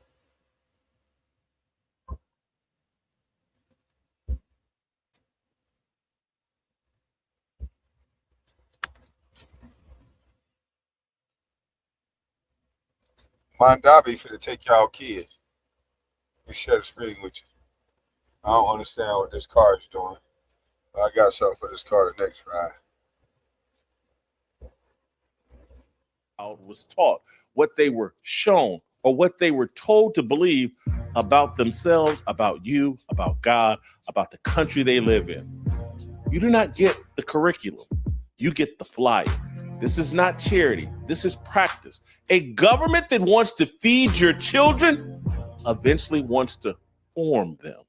Free tonight, familiar by next year, comfortable the year after that, and one day, the parent who used to be the first teacher becomes the guest who drops the kid off and picks them up when the program ends. Mandani is not inventing a babysitter. He is normalizing a substitute. The state as the soft parent, the state as the safe parent, the state as the parent who never says no, never disciplines, never as the safe.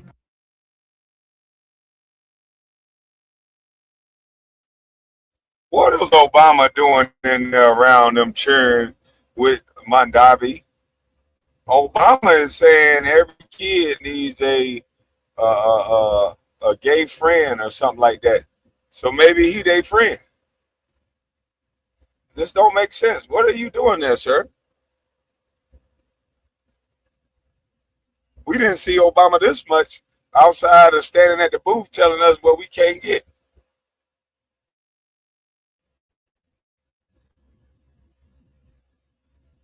At the podium, sorry. What is Obama doing there? Is he being the gay friend? What is he doing?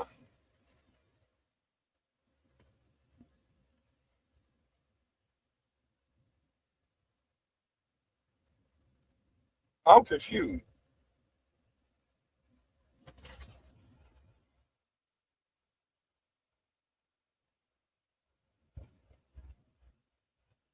I am confused.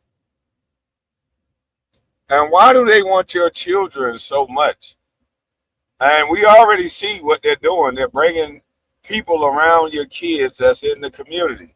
And my only question to that is, I respect everybody. I'm all inclusive, whatever. I have people in my family who is a part of that community, but I also have people in my family that's been molested and things have happened to them.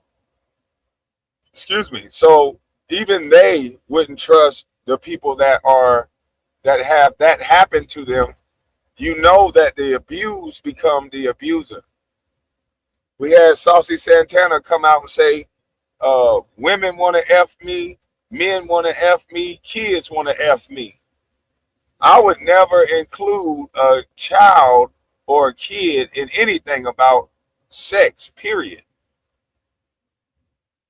I would never do that because that don't even make sense. What are you doing? So if anybody, and then Saucy Santana is a person that openly admitted that molestation happened at one point in their life. Openly admitted it.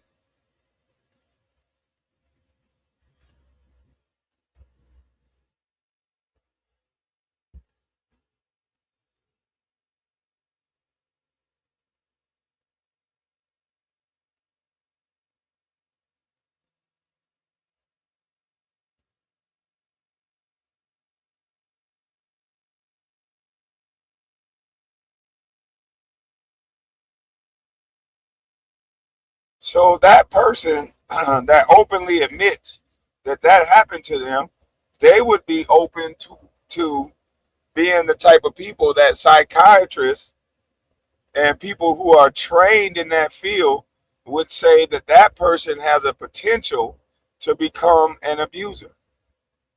Because in my mind, none of those words would have ever come out of my mouth because I know better. I have to accept accountability and responsibility for my words all the time. There's people that don't like me for my words right now. So ain't nowhere in the world I'm going to say words like that.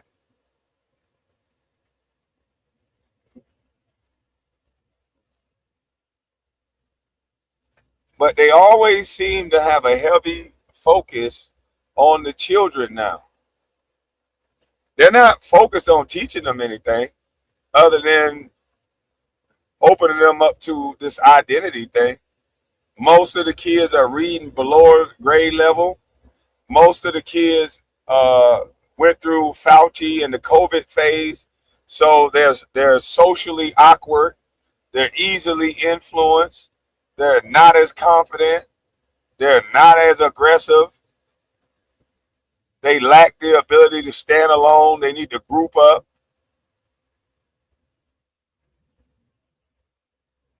They focus more on short-term fun instead of long-term goals.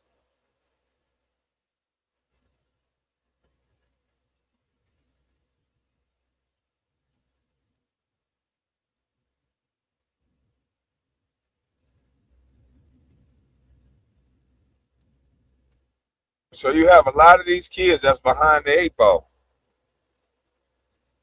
You got a lot of these kids that's been raised by iPads, and we think they're smarter because the only thing they can do is work a computer or an iPad. That's just experience. Don't make them that smart. Tell them to problem solve. Tell them to read a paragraph and tell you what that paragraph means. What was the main focus in that paragraph?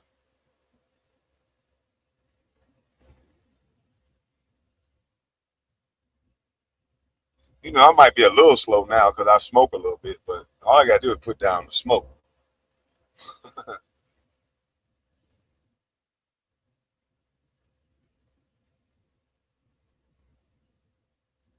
This is crazy, man.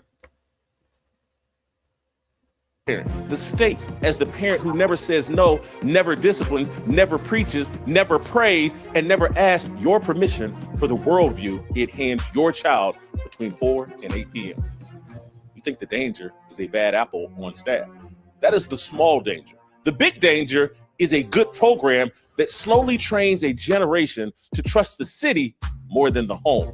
Nobody is forcing your hand. Mandani put the offer on the table.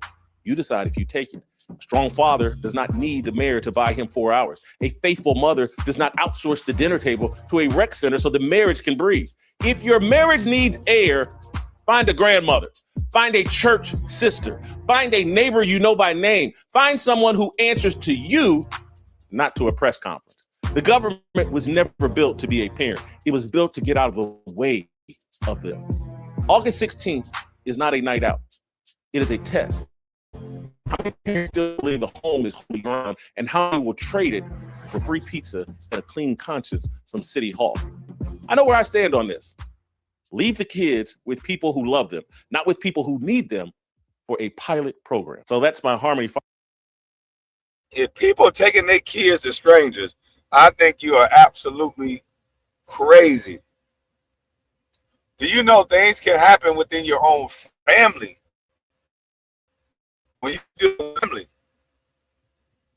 you're dealing with family, things can happen to your children.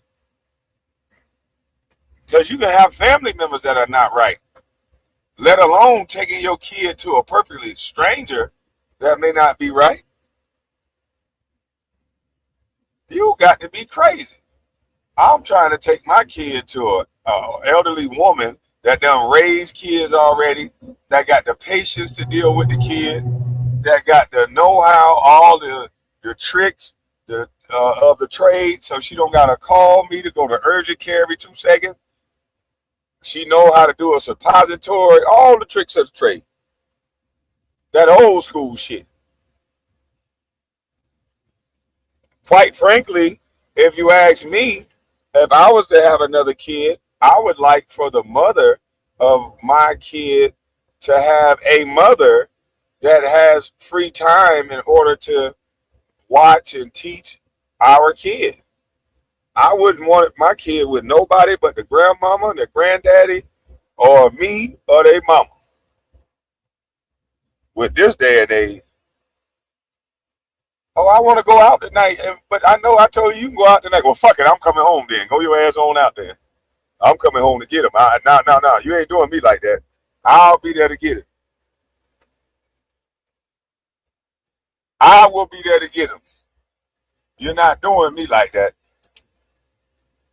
And that's how I would be rocking. I'm coming to get my turn. That's it. That's all.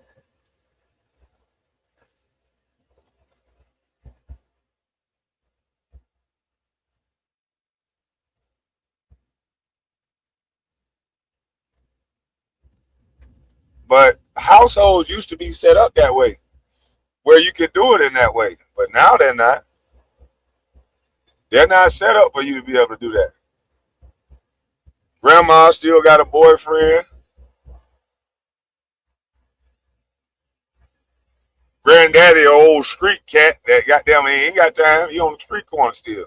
This nigga still a lobby boy or something. Granddad 55, a lobby boy. He ain't got time for that. Now, if that boy get a little older, he'll teach him how to be a real one.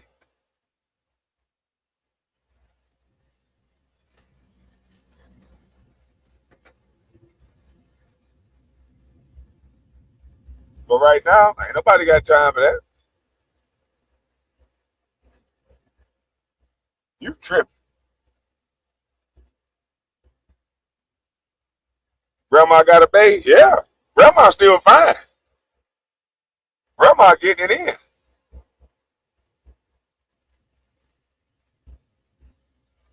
Grandma still go to the hookah lounge and everything. Yeah, 55 lobby boy. Oh no, he's just a real one. You just ain't with the shits. It's your fault you ain't with the shit now. You was a square. He jumped off the post. Come on now. Don't hate on the lobby boy. Don't hate on this creek, nigga.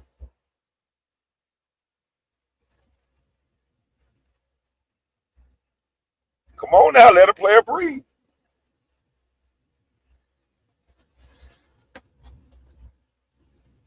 But yeah, if I was to have a kid, that's the situation I would want to have my kid in, to be honest. I would want my kid around a a family member that's a female that done had children, that know her way around the kitchen, that know her way around fixing problems and problem solving, don't fold under pressure. Yeah, that's what I would want. And if I can't have that, I don't want it. Fire starter. Let's bring in our main man, historian, documentarian, one of the brightest minds, one of the brightest public intellectuals in America today, Chad Jackson, who's going to help us unpack the Marxist roots of what Mamdani is promising. Chad, welcome back to Nashville. Glad to have you.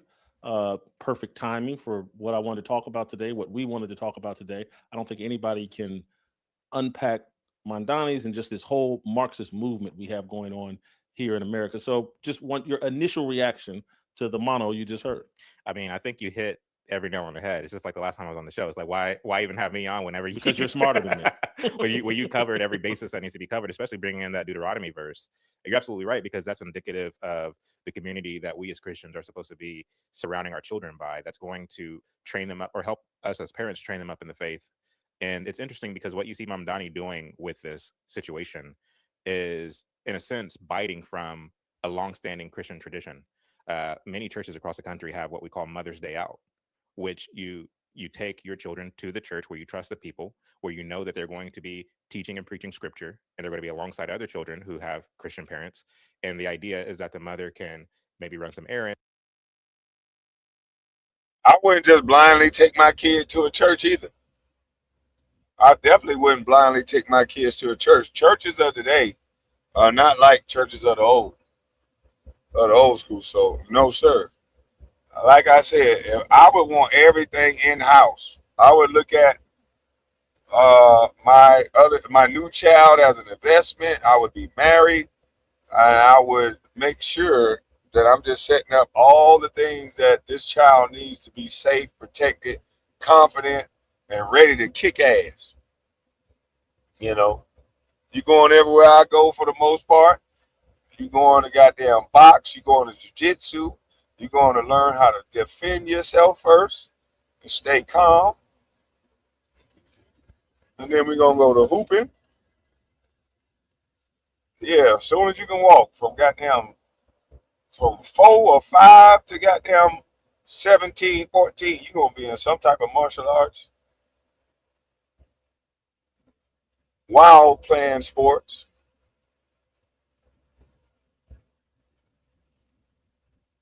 You ain't got to be the super best, but you got to know, oh, you're going to be in that 1% class.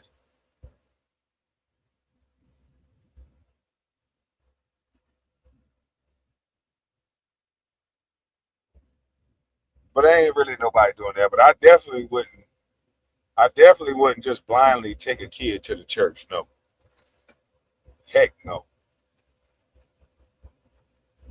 Or she can, do the things that she isn't otherwise able to do when she has 4 or 5 kids running around.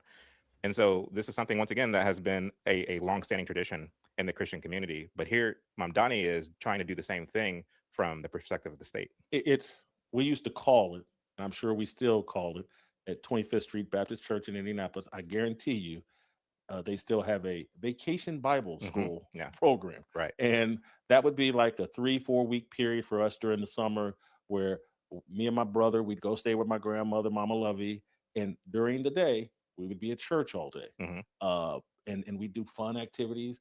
Vacation Bible School would take a trip to Kings Island in Cincinnati.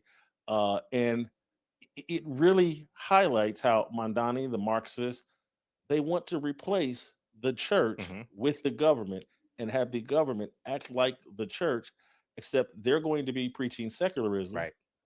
And the church teaches the sacrifice of Jesus Christ. 100%. And, it's difficult to know, although you and I know, the kinds of things that they would be teaching these kids in terms of conditioning them to believe that the state is daddy, the state is our provider and our caretaker. So they're grooming the kids in that sense. But at the same time, they're grooming the parents, and they're grooming aspiring parents to believe that the state is daddy. And this isn't anything new. I think that this has kind of been unfolding for a long time. When you look at, for example, public schooling, when public schooling was introduced to our society here in America, it received a lot of pushback and rejection from folks who were used to the one-room schoolhouse, folks who were used to the Bible being the means by which youngsters learn literacy and things of this nature. And the idea of punting that responsibility to the state was something that was frowned upon by large segments of the Christian community, but over time it would become normal. It would become normalized. And so I would venture to say that many who hear about Mamdani's idea have become desensitized in a sense to this being a problem, because we already put our children on a yellow school bus that they might go and be indoctrinated by the state for 8 hours a day. We ship them to a college campus. We ship them to a college campus to be indoctrinated. And so this seems to be like yet another incremental rung in that ladder to centralizing everything to the state. And boy, and that's easy to do too, boy. You ship your kid off, and they will be indoctrinated by the morning, boy.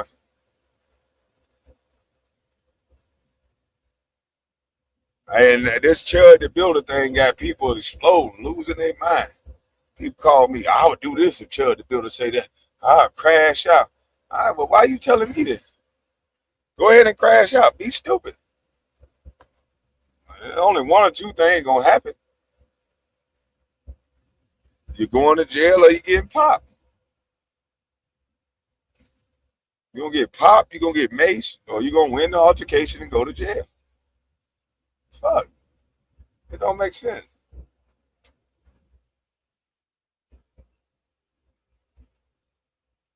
I'm like that song that say, my nigga, F what you say. Ain't no more playing, GA. Highly emphasis F what you say. Don't nobody care about what you talking about.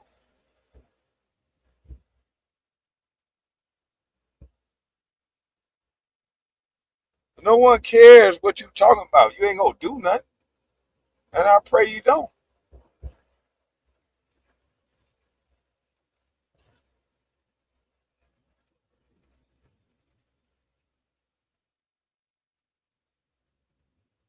But that's crazy. People sit. You know what? It's a lot of people that they have kids like an accessory, though. They have kids like an accessory. It's just to booster their career. It's like the finalization of their career. It's like the add-on to it like completes their perfect image.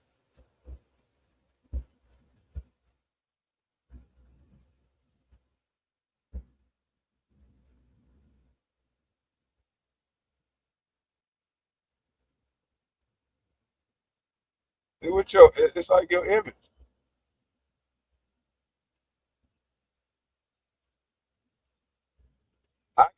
I give my kids reality. I give them real life. Life gonna talk like this. You hope to not be around people like that, but when you go to college, when you're in spaces in the public, you got to know how to maneuver around certain things. Some parents are so good that their kids don't learn Jack Judy.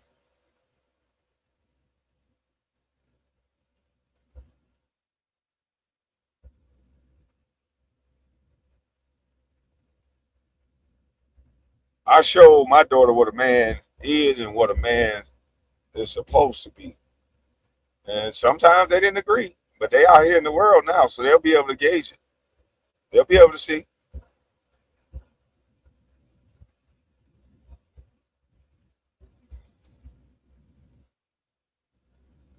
But this is crazy. Everybody trying to be a part of a group instead of just being normal, regular people that's looking for love and looking for a relationship, looking for marriage. They're not doing that no more. People are actually looking for the next. They're looking for the next wave. They're looking for the next propaganda. They're looking for the next story to ride. Next popular fad. That's what they're into. They're looking at the next thing that go viral on TikTok. Because whatever will go viral, that's what might supposed to happen. There was a lady in Walgreens the other day when I was getting me some cough drops. She don't know me from Adam. but because a couple of ladies knew me and they knew how tall I was, based on that, she came by and smiled at me and said, everyone's talking to you. How you doing, Mr. Popular? And I'm just like, Lord, that's how easy it is. All they got to take is for people to notice you. And then there's going to be somebody that's, and that person don't even know you. It's just because everybody else knows you. It's crazy. I don't see girls just because every other dude is gawking at her. That's what I'm going to do. Matter of fact, 9 times out of 10, when I see that, I'm going to keep it pushing.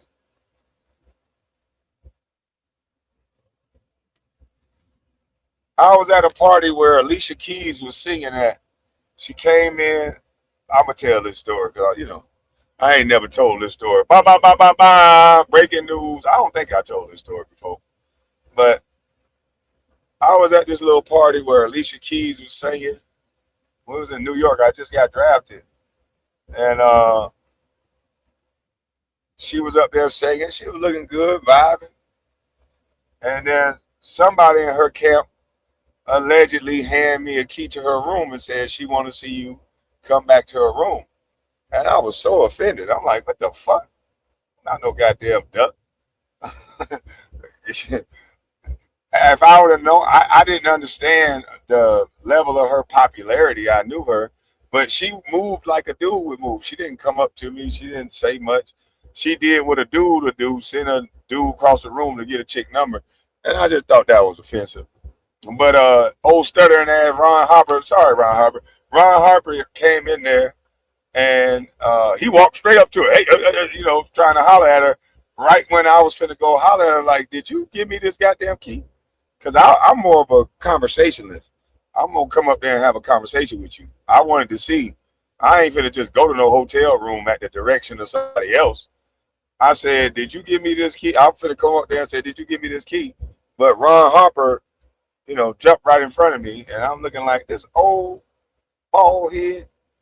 But, I kind of faded to black, and I already had a girl waiting on me in my room. So I just went back to my room.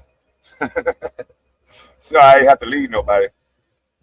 But I would have damn sure if I could have had an opportunity to whisper in her ear, that girl would have been left in that goddamn room. I can tell you that. And she would have been singing, some people want it all. And I would have been like, damn right, give it to me. Some people want it all. Stupid motherfucker. I got to drag race your dumb ass to get past you after you just did that.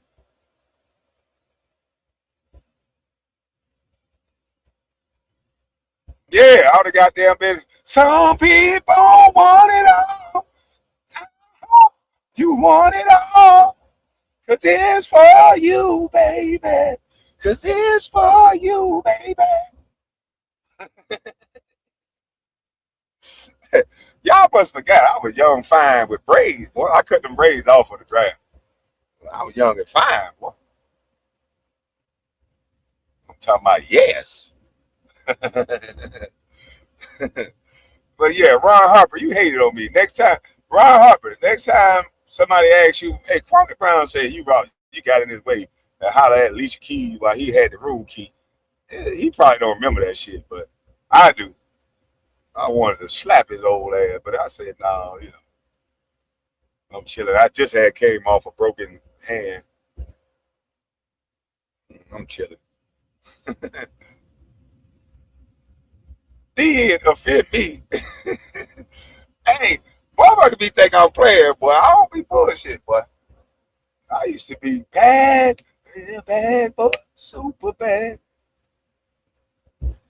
Kwame would have been on that piano. Nah, she would have been on that. Never mind. She would have been on that motherfucking piano. But I don't do all that, I ain't finna do all that chasing and fighting over those women. No, I don't do that. I see a nigga get too thirsty, I'm gone. I'm gone.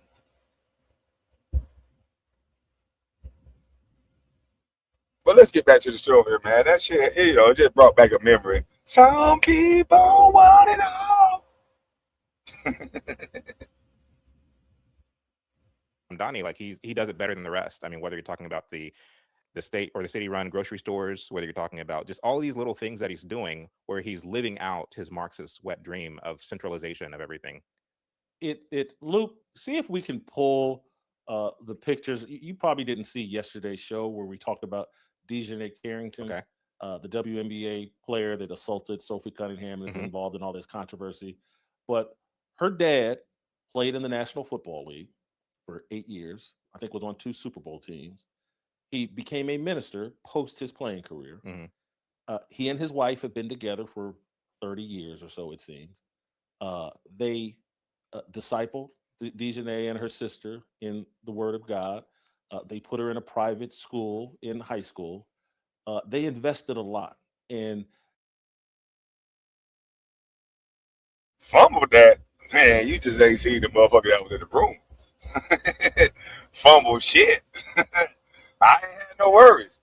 That's all. I ain't got no worries. You can look me in my face. And I ain't got no worries. You see Kwame right there. You see right there. Yeah, it was already something right there. I already went back there. Yeah, I was cool. Yeah, I was, hey. The motherfucker in the room, now Alicia Keys could sing. She could hit the high note, but the mother, she had pimples and stuff at that time. That motherfucker in the room was drop dead gorgeous. It wasn't no, yeah, she didn't need no proactive now. She, you got like messed up if I'm gonna fumble something.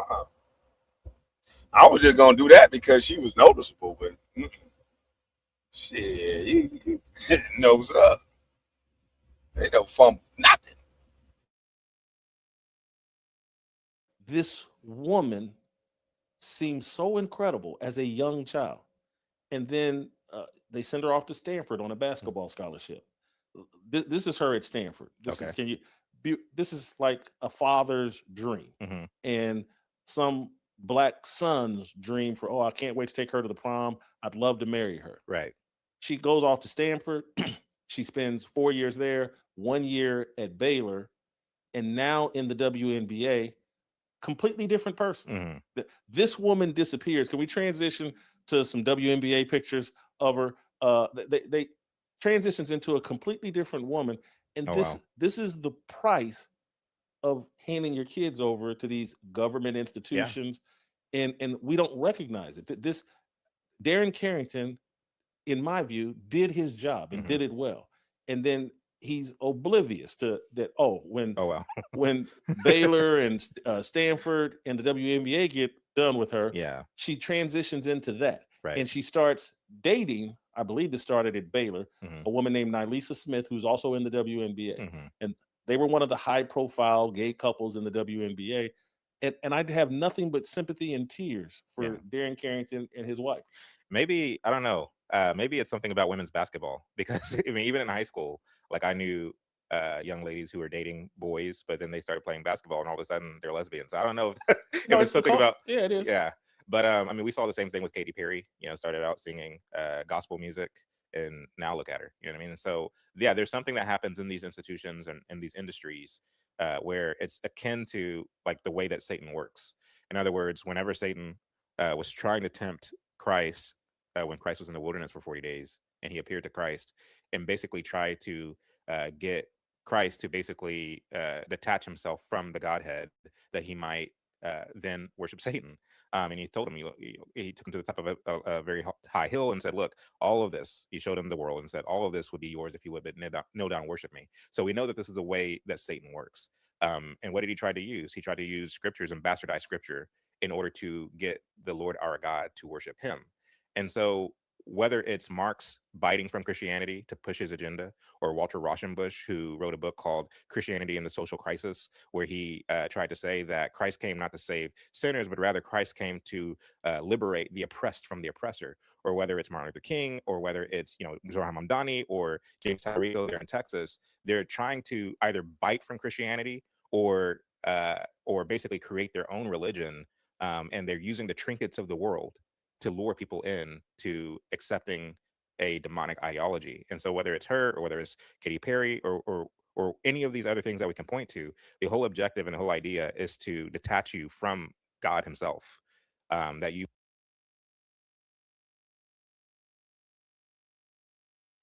This dude, man, how does he know so much? Who is this guy right here, man? I don't know who this guy is, but I don't know if I want to play no more of this. I'm gonna stop this because it's hard for me to hear this right now too. But yeah, I think I'm gonna stop this and I'm gonna go to another channel. Chad Jackson. It seems like an enlightened brother, but he's a historian. Cause I was just about to say, cause I don't want to get hit with that disinformation, misinformation, stuff like that. Cause he putting out a lot. He putting out a lot, boy. This is hey, y'all see I'm stuttering. This is hey, this is got me stuttering and stuff.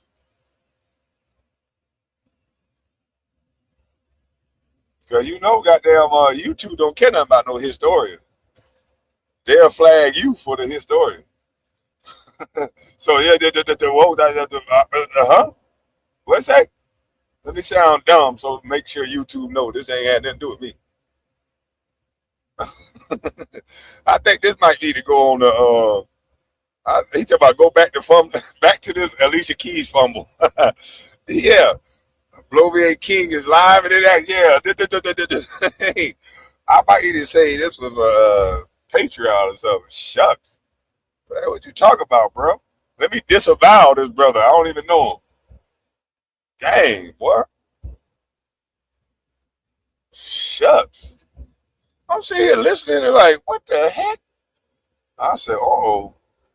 All I'm thinking about is, uh-oh. So yeah, man, if he's speaking truth, that's all the more reason to stop this. Yeah, we should have lied. I'm not playing no truth. Yeah, that diva don't play no truth. I'm not playing no truth. Check this out. I'm about to make a phone call, and then I'm gonna go over to my other channel. You guys have a blessed rest of your day. I'm going to be back. I gotta make a phone call real quick. This guy done scared me off YouTube. First guy scared me off YouTube. Right here scared me off YouTube. I'm gone.